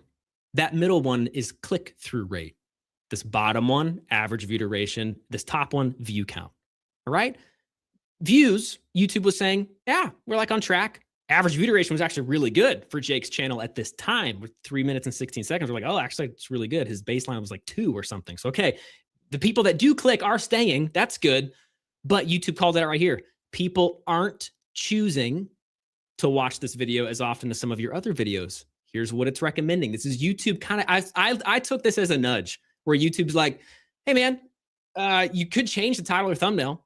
You know, changing the title or thumbnail can attract more viewers, but, and this is key for some of us to remember as well, sometimes the topic may just get fewer clicks. And actually, just quick side quest right there, that line, some topics may just get fewer clicks. This is why the whole thing with like title generator, a keyword universe thing, a lot of these AI tools we put together is actually to help you kind of nix that part. Because a lot of your videos simply aren't getting the views, simply aren't getting the traction because you're not making videos on good ideas. Or you're not making videos on the topics that you have topics you think are interesting to the people you're trying to reach. But when in reality, it's actually, there's not that big a market for it, you know? So side quest, but it's a good thing to keep in mind. So what do we do from here? Okay, so obviously I'm at a point where I need to change something. So you better believe it. Attempt number 3. As I'm sweating, you know, I'm kidding. It wasn't really that bad. But I was like, okay, man, like we got to turn this around. We have got to turn this around. And just to keep it clear too, you might be like, Nathan, wow, so this is already from tracking with you. You already you did a test for thumbnails. Yes. You did a test for titles. Yes. And then you're just doing a whole other thing. Yes. I'm not even saying that that's actually what you should do. Remember, you should be learning from my mistakes. So ideally, by the end of this, you'll just start with the winner based off the things you're going to keep learning as our time continues together. But the key thing too to remember is like, it's also part of my job. Like I'm paid to get Jake performance. You know what I mean? So for me, I can't sit on the sidelines. I could have just looked at that, you know, that thing that YouTube said. I was like, oh, all right, well, maybe views will creep up. Maybe click-through rate will go. AVD is good. And this is actually a posture I would encourage you to take on as you continue creating content through this year is ownership. Ownership. You know who's the CEO of your YouTube channel? You, right? You are. And if something's not working, you can absolutely change it as we'll keep learning and keep figuring out here together. Okay, so here's attempt number 3. And you can see, yes, I went all in. This is the advanced move that can save a dying video. But understand this, I'm saying this like carefully. Don't expect to just like put a whole new thumbnail and title and everything like it magically changes. This is coming out of data. This was not a reckless move on my end. This was an intentional move because I already thought I had a winning thumbnail. I already thought I had a winning title. And even when both of those were put together, it's still not moving the needle. My diagnosis, dude, I need to change everything and I'm going to go all in. I'm not going to split impressions for another test. You know why? Because impressions were already starting to flatline a little bit. So I'm like, if I run another test, it's probably going to be a little bit until I get a winner. I wanted momentum now. So I went all in. One title, one thumbnail, made the best pivot that I could. And sure enough, YouTube's tone changed. And it's kind of crazy. Like I actually don't, it's crazy. I have these screenshots because I was on the platform. I was literally on YouTube as YouTube changed its tone. Where at first it was saying beforehand, hey, people aren't choosing to watch this. You could change it. And then right after, and you see it's just like a 0.1% change and it like flicks over into a green check mark, which is cool. But literally right on that, after publishing the new title and thumbnail, YouTube's tone changed. People are choosing to watch this video as often as your other videos. The click-through rate is looking good. And of course, I needed to monitor that. But sure enough, it was legit. And so this third attempt going all in brought us from where we were going. We're like a 1.9% click-through rate. And this is just something in general to know. If you are looking in your analytics and your impressions keep going up, but your click-through rate keeps going down and they're kind of in lockstep, or not in lockstep, if they're the opposite step, unlock step. Ooh, new terms. If they're an unlocked step, that's not good. That's not good because eventually they're going to flatline. You want them to be in lockstep where impressions are going up, click-through rate is climbing. So anyway, all I have to say, we got to that point where just, about a day later or so, we're in good territory where I can breathe a little bit, let the video do its thing. So all this to say, what changed? What changed here? The big thing that changed, here's a couple of insights, and then we'll get to the kind of the sum up. And follow me here. With average view duration overperforming, you saw that check mark, right? Where I pointed it out, it was ABD, it was like 3 minutes and 16 seconds. It was a green arrow. Average view duration was overperforming and holding. Key point, as impressions went up, click-through rate was going down, but average view duration was still hanging on. We're about the same. It was still green. We're still good, which was a good sign. The people who were clicking were staying, but we need more people clicking. And with click-through rate underperforming and dropping, what I was just explaining, the culprit is the packaging. That's it. And here is this is the biggest views killer for you right now. Aside from ideation, aside from the topic that you're choosing, we just talked about that. It's this, the culprit is packaging. And to clarify, packaging, we would probably say packaging is actually the combination of your topic, title, thumbnail, might even be so bold as to say like the first few seconds or whatever, first 30 seconds, like it's all together, but the packaging is just the thing that you're presenting. It's what's responsible for impressions, title, thumbnail, right? It was too narrow an entryway for this audience that YouTube was trying to surface the video to.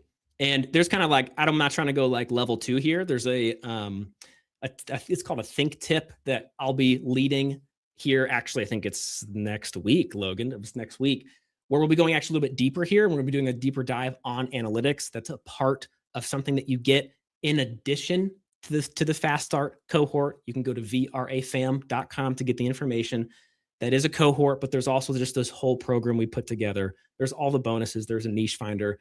And then a part of that thing that you get after the cohort's over, that you just get every month, is a masterclass from one of our coaches doing a deep dive training. And I'm going to be going a little bit deeper here, getting more into traffic sources and getting into some ninja sort of prompts, some CSV files you can download from your YouTube studio. It's going to be a little nuts. So if you're ready to nerd out, that is the thing to attend.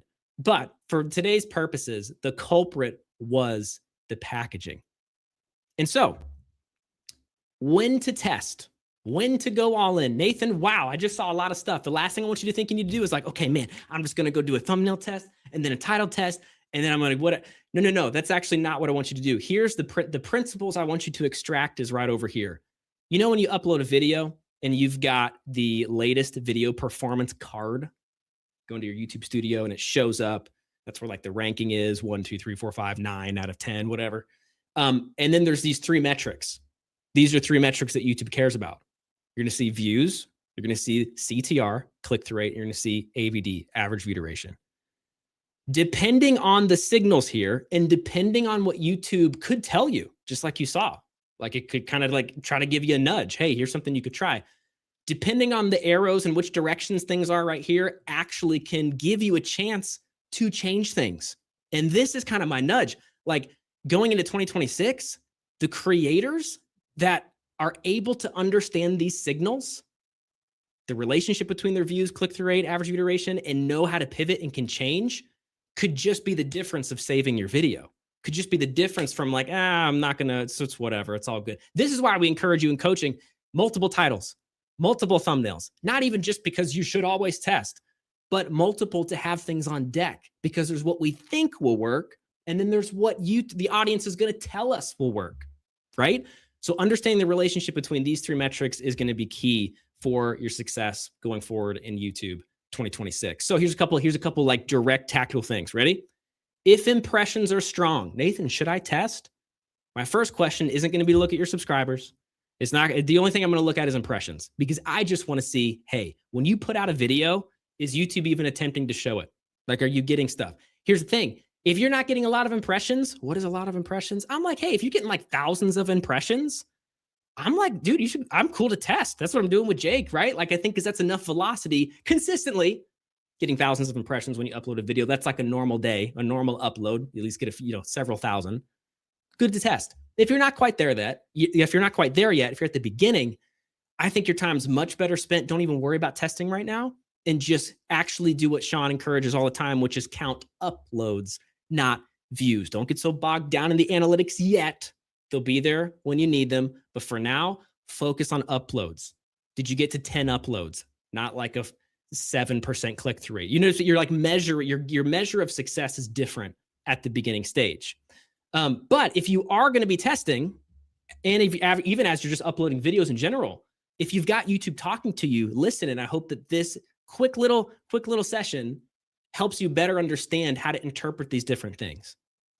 If your average view duration is above baseline, if it's like doing well, but your click-through rate is the thing that's like not really doing well, or it's falling, you got to prioritize your packaging. Another scenario you could have, which I won't go into detail here, is that your click-through rate actually could be doing well, but your average view duration is falling or not performing as well. And that can actually hold a video back. And in that situation, it's a little bit more nuanced. There's not a lot of control you have, although there's some like ninja advanced stuff you could try to do with the YouTube editor, which I have seen turn things around. That's going to be a separate thing. But you still might want to consider packaging, because even if you change your title, change your thumbnail, and you get more clicks, but now because of the way you positioned your video through the title and thumbnail, your actual video doesn't make sense upon entry for someone clicking, that can mess things up too. So it's an art form. And this is why it's important to evaluate and iterate. Evaluate and iterate. This is like the unspoken mantra for the serious YouTube creator. There's punch fear in the face, there's press record, there's 1% better, and then there's evaluate and iterate. Just like Sean was saying, people saying you got 10 years of experience. No, you don't. You have 1 year of experience repeated 10 times, right? You have to stop and work through things. And this is another way that YouTube, this is actually just fresh right now, because Jake had a moment. He had a viral for him moment a few months back, and he actually just had one this last week, and it's kind of happening again on his channel. But it's because of this. It's not because I'm some wizard. Like, yeah, okay, we didn't know YouTube, sure. But it's also because I'm just committed to figuring things out. And I'm committed to taking the low view videos. I'm committed to taking the videos that didn't work like I thought they would. And I'm committed to humbling myself, looking at the data, looking at what's actually, what videos are actually resonating with people, removing the ego, and being like, okay, I thought this would work, but clearly it didn't. What's the data telling me? And YouTube will tell you, man. That's the cool thing about data, is it's black and white. It does not care how you feel. It's like your click-through rate is underperforming, period. Like your average view duration is subpar, period. Okay, ouch, hurts a little bit, shake it off, and then you get back at it and you try to do better the next time. So this is what's going on with Jake's channel. Over the last week, viewers have been watching one of your videos. Here's the thing I want to leave you with, though, is because all this topic of ranked videos, this is straight from YouTube. A video can get views at any time, depending on your audience's interests. So just because a video did not pop off or blow up right away, as you can see here with this whole ranking strategy, that's actually not even really the goal. It's just to have a video that could keep getting views, and videos can get views at any time. So your best move is to focus on your next upload and start understanding these signals. I'll bring Logan back up here in just a second. We're gonna keep it moving. But that is your next step. Get familiar with your analytics. Become familiar with what YouTube is telling you. When YouTube speaks to you, it's an opportunity to lean in.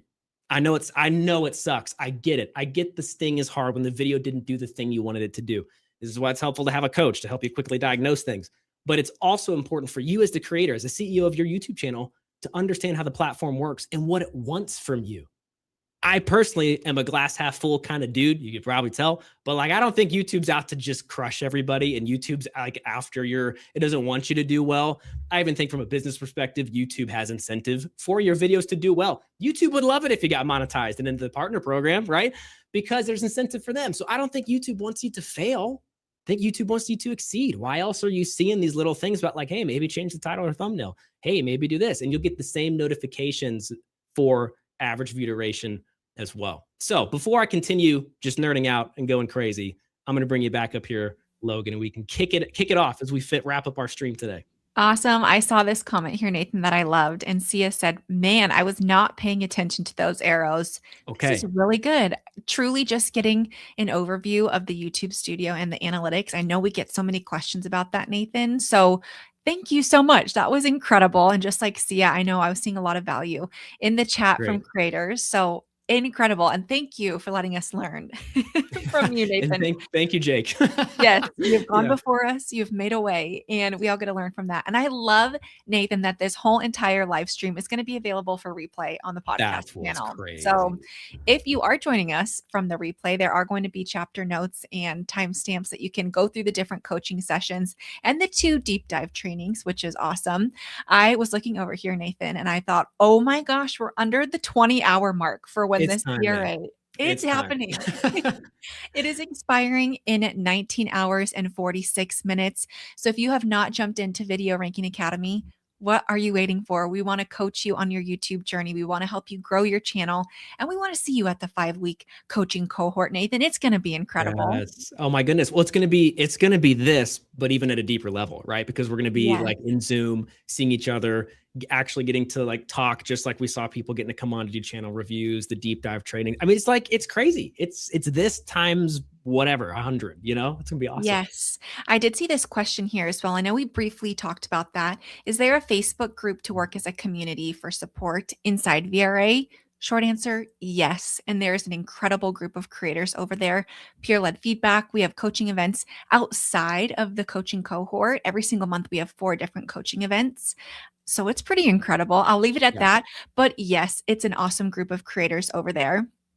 I see a question on thumbnails, and maybe you could help us with this question, Nathan. Does changing the thumbnail on older videos make a difference in how YouTube places your content in the algorithm, or is it just keyword focused? It's a really good question. So there's a couple questions inside this one. Does changing the thumbnail on older videos make a difference? Yeah, it can. It can make a difference, but it doesn't always. And here's the tricky thing. This is the way I coach this, Logan. You're 9 out of 10 times, I'm like, focus on the next video. Take your insights learned, just do another video, fresh upload where you can control all the different things you're about to do and create.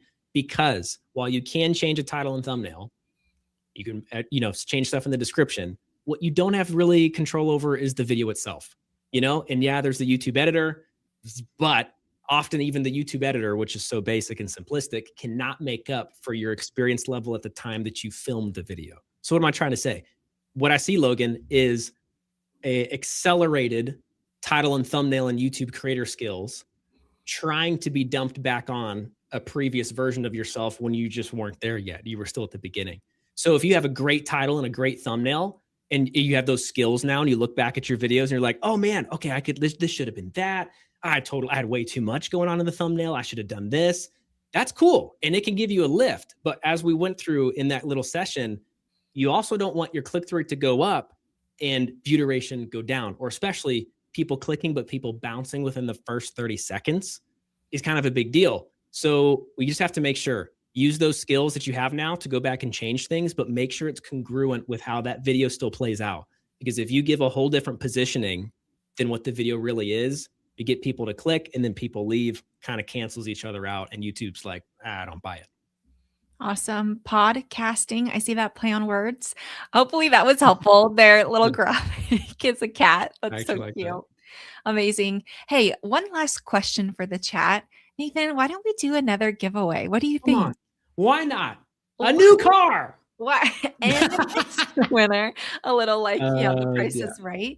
Let us know in the chat. We have been with y'all for, over 3 hours now. What has been an aha moment from you from all of the different sessions we had? Let us know your biggest aha moment from this live stream. What do you say we give away another Hollyland Lark wireless mic, Nathan? What do you say? Yes, I love it. I think this is such a good thing to give away. I mean, if you haven't already heard about this microphone, look at that. I mean, Craig just makes it look effortless. Shout out, Craig. But it is actually this easy. You just can pin it onto your shirt and it plugs into your phone or your camera. and you're actually ready to go. You don't have to really do any post-processing. I don't even know how they did it, Logan, but apparently there's like a whole recording studio inside that little microphone where you already sound crispy, Wow. loud, polished. You just have to turn it on and do your content. And that's why I love it. So cool. If you would like a chance to win this Hollyland Lark wireless mic, let us know again in the chat. What has been your aha moment from today's training? We'll answer one more question here, bring Sean up, and then do the giveaway winner announcement. So last question here for you. If an old video is no longer relevant, should you delete it and make a whole new one, or do you keep the old video on their channel? Okay. So if an old video is no longer relevant, I just want to know what you mean by relevant, like not relevant to your niche anymore, like not contextual to like who you're trying to create for. If that's the case, I don't think you have to delete it. If you're staying on the channel, I don't even think you have to do anything with it. Like you could just actually just decide, pivot, make new videos, reaching people, and your channel can still be successful. But again, I kind of go back to some coaching I gave earlier, a similar question to this, Logan. It's less about what's best for the algorithm. And I think it's more about what's best for you as a creator. Like what gives you peace of mind. If it would help you to go ahead and clear out some of those videos so that your channel reflects where you are now, I get that. And I think that's totally fine. You also don't have to delete it. You have other options. You can make it private, which means only people with the people that are invited or have a link can watch it. And unlisted as well as another option. So you don't have to just like totally get rid of it. There's other options there because you never know. I don't know. You might want to look back because sometimes your starting points on YouTube can, they're home videos. True. Yes. You so can watch true. later. I have some of those around. They're unlisted, but they're there. Yes, I love that. Awesome. Minnie, I hope that was helpful and great job even thinking through that. I love seeing these questions and people analyzing their own channels based off of this coaching information. 100%. Nathan, again, this 5-week fast start coaching starts on Friday. What are you most excited about for all of our students joining?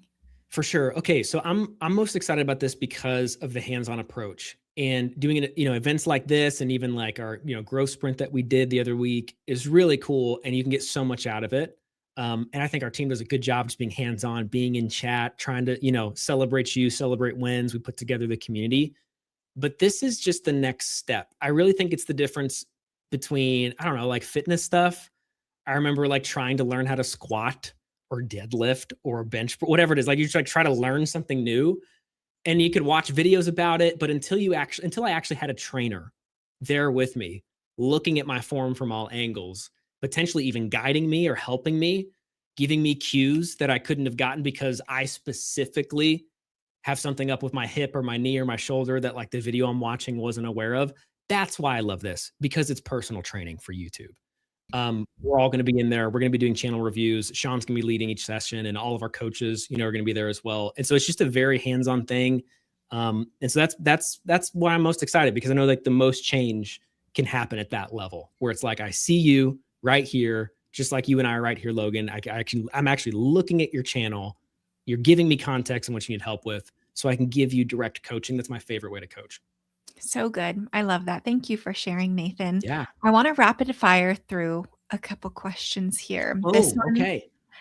is VRA related. Do you have anything for existing VRA members? Yes. If that is you and you're curious, please reach out to our team at thinkmediasupport.com. We would love to connect with you. We would love to get you in this 5-week coaching cohort. Yeah. So if that is something you're interested in, please reach out to us, thinkmediasupport.com. All right. Coach Nathan coming at you. If you just unlist or make private, do the watch hours from that video go away? Really good question. I probably need to double check my stats. I know that if a video is private, you're not going to get watch hours, because I'm sure you care about monetization, which is why I care about watch hours. And the stipulation is public watch hours, 3,000, 4,000 in the last rolling year period. No, I don't believe they go away though. It just means that video couldn't continue to get you more. Right? Because it's within a 12-year period, or 12-year, 12 years of monetization. No, that's not it. Within a 12-month rolling period, let's say you had a video that was public and you got like 30 hours from it, then you make it unlisted. Those 30 hours don't go away because it's still within the 12-month period. Follow me? So if you made it private, unlisted, it's not public anymore, and that 12-year period passes over the time from when you flip the switch and it's not public anymore, well, yeah, now it's not going to count, but it's not so much because of that video. It's more so about this 12-month period. So I'm here. Thank you. Okay. Hello, everybody. Okay. Do you know how long A/B testing is running for? So when you run an A/B test on your channel, Nathan, how long does that run for? And do you decide? That's a really good question. Yeah. So again, I think it depends on velocity for me. I've even picked a brand of members of our team who do this for our channels as well. But for like Jake, so what I was just walking through, I'm watching it like within the first 24 hours. I try to let it go like 24 hours just because of where he's at. Sometimes, sooner. But how long it's running for, you just are waiting for those impressions to get to a point where the number of people and click that have watched let YouTube actually generate a report. So usually once YouTube generates a report, which to me just signifies there's enough data that came through to even show a difference, then that's typically when I'm going to switch stuff if the margin of victory is significant. If it's still pretty close, I'll let it run longer.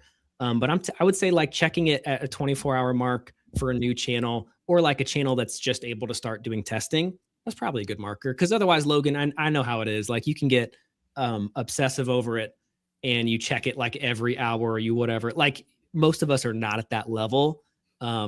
I know that here on our team, like we'll check it, we'll be like monitoring things pretty close. But if you're just starting out, spare yourself the headache. It's just you don't have a team. We have like a big team here. So I would say, yeah, give yourself like 24 hours if you're starting to test. Awesome. Our content director is in the background. He's watching with us here as well. He said YouTube goes for a maximum of 13 days on A/B testing unless there's a clear winner or you choose manually. So there is a hard number. 13 days. 13 days it'll go. Is what YouTube does. So awesome. Nathan, well, I've got my drumsticks. Do you have your drumsticks? My Are you old ready? reliable pen and highlighter. Yeah. Amazing. I saw someone say, hey, what was the name of this mic? It's the Hollyland Lark, Lark A1 wireless mic. That was a mouthful. Hopefully you can rewind in like 0.5 as you're typing. But let's see who our giveaway winner is for this. So I see drum rolls in the chat. We've got Annie. We've got Real Estate with King. Come on. Congratulations to Dive Bar Kitchen. My aha moment is being able to re-edit my videos and thumbnails. Okay. Huge. Yes. Dude, the 2026 just got kind of crazy for you in the best way. Absolutely. And I love the aha. It's great. Same. Please reach out to us, thinkmediasupport.com. We would love to make sure you get this mic. Congratulations. And Nathan, pull in an audible. Let's give away one more Hollyland wireless mic. What do you think? Just do it. You guys, this is my last live stream I'll be on with you because I just gave away another one. It was nice to see you all. I'm just kidding. All right. We've got the drum rolls in the chat. We're giving away another Hollyland Lark A1 wireless mic. Got our drum rolls. Let's see who the winner is. Congratulations to A Difficult Life. They said, my big takeaway is that I'm probably more ready to actually finally start than I thought I was. Ooh. Still good. That's good. Dang, that is a big takeaway. You're punching fear in the face. That's my favorite. Love that stuff. So that's cool. Serious. Yep. Thank you for sharing that, and congratulations. Please reach out to our team, thinkmediasupport.com. We would love to make sure you get this giveaway. Nathan, with that being said, I just want to remind everyone, selfishly, one, join VRA. I want to see you guys over in the community. I would love to see your channels grow, and we would love to be able to help coach you and be a part of that. I love our students. I hope you know that Nathan and I and the whole team talk about all of them behind their backs in the best of way. We're like, oh my gosh, look at what this person's doing. Oh my gosh, they're blowing up. They're hitting this amount of views. So we love our students. We love helping people grow on YouTube. And that is our whole mission here at Think Media, is to help 1 million purpose-driven people go full-time on YouTube, doing what they love without losing their souls. So if you want that to be you, if you would like us to be a part of your YouTube journey, head over to the link in the chat. We would love to see you in VRA and at the 5-week cohort and coaching, Nathan. It's going to be incredible. Let's go. So stoked. It is the time. It is the time. It is the time. And it's only February of 2026. That's crazy though. Yeah. Oh my It's goodness. already, but it's only. It's already, but it's only. Ooh, bars. It's already, but it's only. Yes. Pump So me we up. are still at the beginning. I hope you don't feel like, gosh, January got away from me. Nope, we're not doing that. It's only February. You have time. We would love to partner with you. And we'll be bringing Sean up here in just a moment. But Nathan, do you have any parting words before we bid farewell to the people? To the people, wonderful people. Man, no, I would just say my parting words would be this, especially if you're here like OG crew, you were here at the growth sprint and everything, hanging out with us and still here. I guess I just would want to say, get to that point where that aha moment is that one that's actually going to help you take the action and make the changes. Because until you get to that point, I just know all the fun, nerdy stuff that I know we love consuming, A/B testing, impressions, click-through rate, and tech and gear and strategies for videos. All of that stuff is so important. It's so important. But none of it matters if we're not actually deciding to move forward. If you're just consuming, and this is the 3 hours and 23 minutes and 40 seconds of yet another resource that you're calling in your research phase of starting YouTube. Glad you're here. Thanks for hanging out. We appreciate it. But also, it's time to go. It's time to, what are we doing? It is time to move on. You know enough. You know enough. A Difficult Life just said that, right? That was the big moment. Oh, I'm already ready. I'm already ready, because who I am is who I am. What I have yet to learn, I have yet to learn. And so the only way to move closer to where I want to be with this whole YouTube thing is to just actually start. Okay, great. Yep. Fast start cohort is what I need. I need my butt pushed. I need my personal trainer. Doesn't mean I need it forever, but if you need a jolt, you need a jump start, that'd be my last thing to say is find a way to get in. VRAfam.com. Find a way to get in there. Let's link up. Let's help you out. You have a 30-day money-back guarantee. All the information's there. VRAfam.com. And I understand too, if you really can't, hey, we're still here, right? Think Media Podcast is not going anywhere. And each and every week, we're still bringing the fire, bringing you game to help you in your journey. So good, Nathan. What a fun stream. Just a last reminder, in the chat, there is a Zoom link there right now. Our team is dropping it. I see Kayla's dropped it. If you have questions about VRA, our team is waiting over there in Zoom. They actually extended it because they had a few more people coming in. So we just wanted to say, hey, if that's you, if you have questions and you want to actually talk to someone face-to-face before taking that next step, our team is waiting for you. Join the Zoom call. They'll be happy to help you. And for somebody who joined VRA about a week ago, they purchased VRA with their credit card email, and it's different from the one they want to access their courses. Yes. If you need any help at all, we would love to help you. So you can reach out to us at thinkmediasupport.com. Just let us know what's going on. We'll help get you squared away. And what a joy to be with everyone here in the chat. And gosh, Nathan, I just always think these are our friends. These are the people that are obsessed with the same thing that we are. And so gosh, what a joy to just hang out with them and to be diving deeper into YouTube and getting coaching from everybody and a few deep dive trainings with Sean all in one day. What the heck? I know. So fun. So good. Fun. Yes, agreed. Amazing. Thank you so much, Nathan, for being here with me. Sean, we're going to bring you back up here to get the ball rolling before we completely close out here. Awesome. Hey, I would love to hear everybody's feedback. We got 100 of us on. Just super awesome to hang out for 3 hours and 26 minutes. We don't want to go too long, but I am here for you. If you got a question, you can put 4 question marks before and after. And if you're still here and you haven't hit the like button, what is it going to take? What's your Venmo? Post your Venmo, post your social security number. I'll send you some money. Relax. But that's a joke. Don't actually post your social security number. Hit the like button if you enjoy streams like this. I was actually just doing a Slack post for the Think Media team, talking about how, we could do more streams like this. This was a fun stream to go long and have some guests on. So would love your feedback and your ideas. And I do see a couple more questions coming in. So I wanted to honor those as well, because here's my question for you.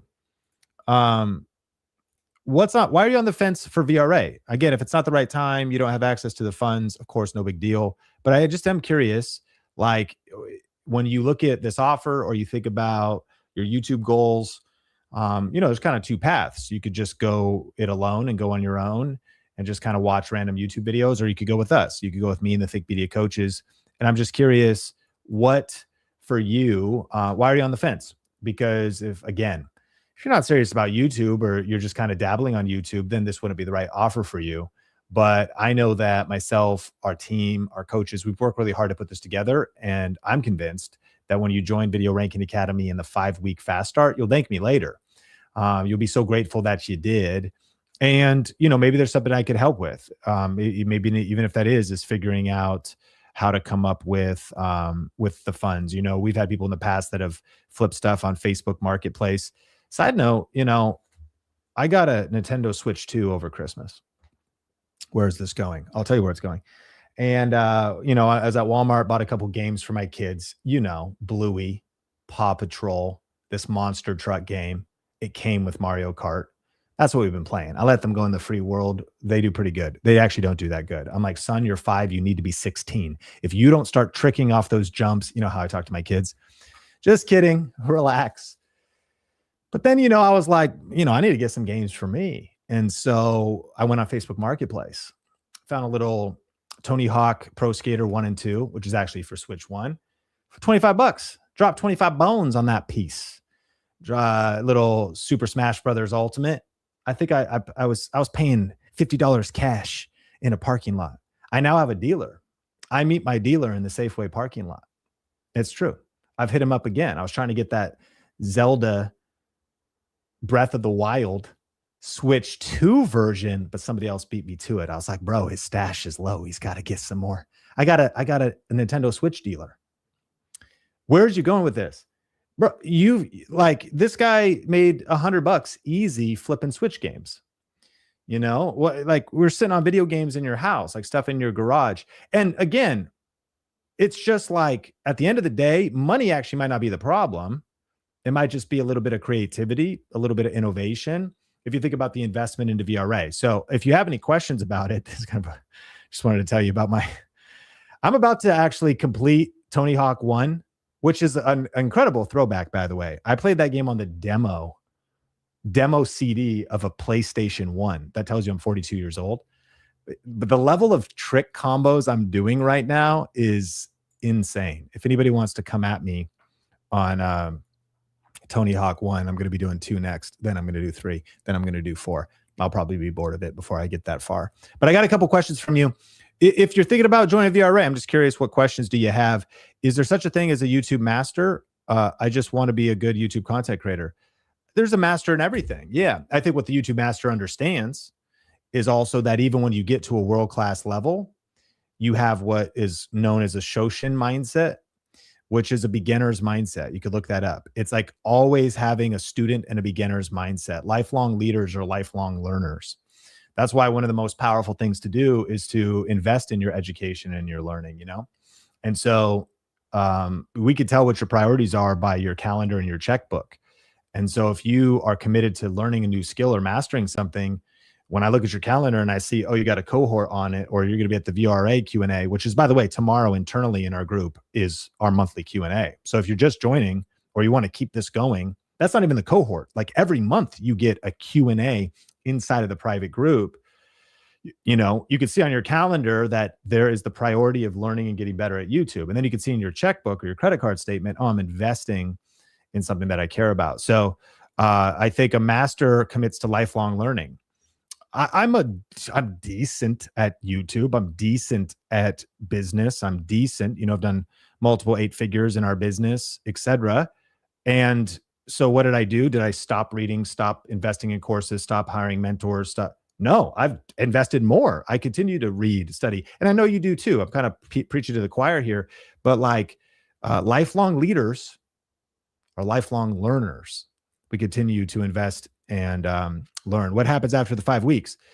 Well, after the 5 weeks, you're going to you go to all the sessions, you're going to get all the playbooks, you're going to get all the accountability, the breakout rooms and all that stuff. It's going to be incredible 5 weeks. But the party is just getting started after the 5 weeks. That's an intense small group cohort. But then you get access to the private group for life. You get access to the VRA show every month, the Q&As every single month. You get access to the updates that are happening in there. Logan, Nathan, these individuals you're seeing, we're in the group all the time. iron sharpens iron. You're meeting other people. People are sharing their thumbnails. They're getting feedback. They're sharing their wins. It is the most vibrant YouTube community on the internet. And after the 5 weeks, the party is just getting started. We're just calling it VRA Fast Start because we've never done something that's so designed to get you results quickly, to get you momentum quickly, to get you that group coaching accountability quickly. And that's just for those that are taking advantage of this offer when you scan this QR code to get access to that fast start. I should clarify that if you are a Video Ranking Academy student and you're like, Sean, I really want to be a part of the fast start, then you can buy a ticket.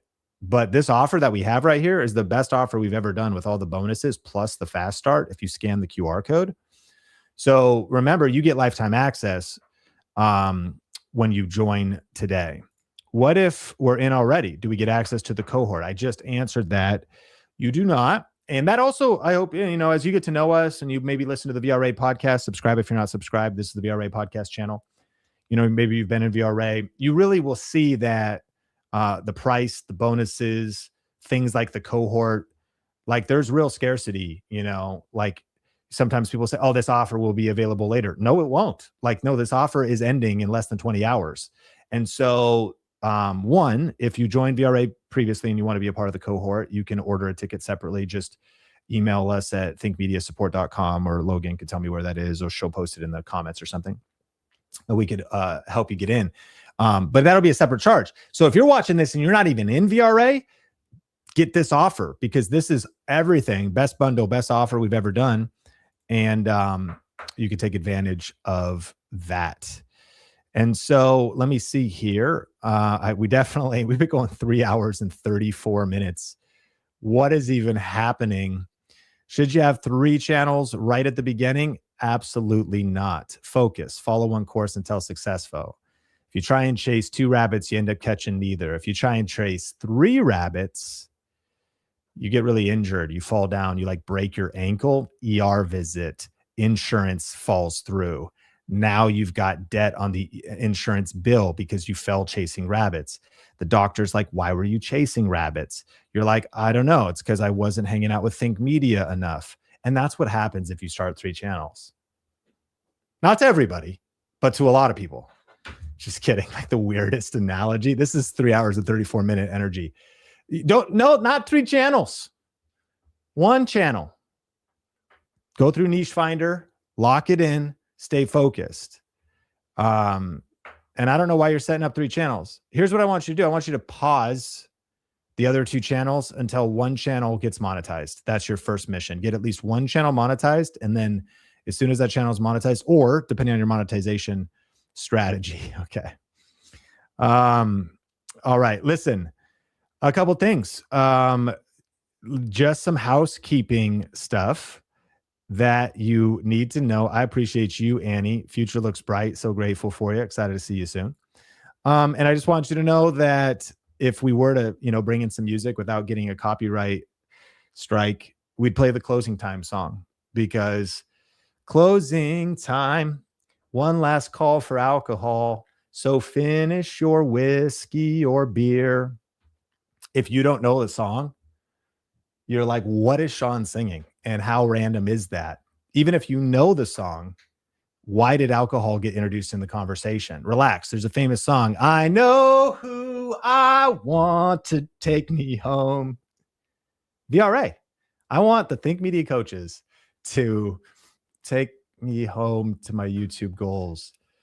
Disintegrating analogy. Sean, reel it in. So listen, it's closing time. You'd hear the closing time song because this is legit closing time, this offer. When it comes to YouTube, by the way, we didn't even talk about it. YouTube AI automation, which is happening in 2 months, YouTube Money Secrets, all the bonuses, the 5-week fast start, Video Ranking Academy, lifetime membership, 30 days. You got less than 20 hours. And so if you're on the fence, join at vrafam.com. You don't have to go home, but you can't stay here, Blair. Exactly. And no, Sean should not sing. Fair enough. I'm going to teach YouTube. I'm going to stay in my lane. No more singing. maybe Kyle can hook me up with some auto tune or something that would actually maybe fix it. Because then, can you imagine? Because I think I have rhythm, just no tone or pitch. So if you want to reach out to Think Media Support, you're going to go to thinkmediasupport.com. Type in that URL, thinkmediasupport.com. The word thinkmediasupport.com. Fill out a little form. We're there to help you. And there you go, on screen now from Logan Lorton, the legendary, incontrovertible Logan Lorton.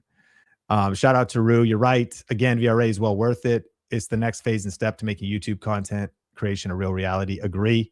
So you can see the ticker on the bottom of the screen. Head over to vrafam.com. And that's where you could get access to that. No sing. Okay, fair enough. Maybe freestyle. We'll save that for a later date. Kyle knows I want to go in right now, but I'm probably too delirious. So listen, I want to thank you for being a part of today's stream. 3 hours and 30 minutes, 38 minutes in. Subscribe if you're not subscribed, but the real next move is to go to vrafam.com. vrafam.com. You can see the ticker, scan this QR code on screen. And I just want to thank you for being a part of the community, whether now's the right time to join or not. We're here for you. We're on mission. You can see us back on this channel at least 2 times a week, dropping Think Media podcasts. Until we meet again, my name is Sean Cannell, your guide to building a profitable YouTube channel. This is the Think Media podcast channel, and I can't wait to connect with you in the future.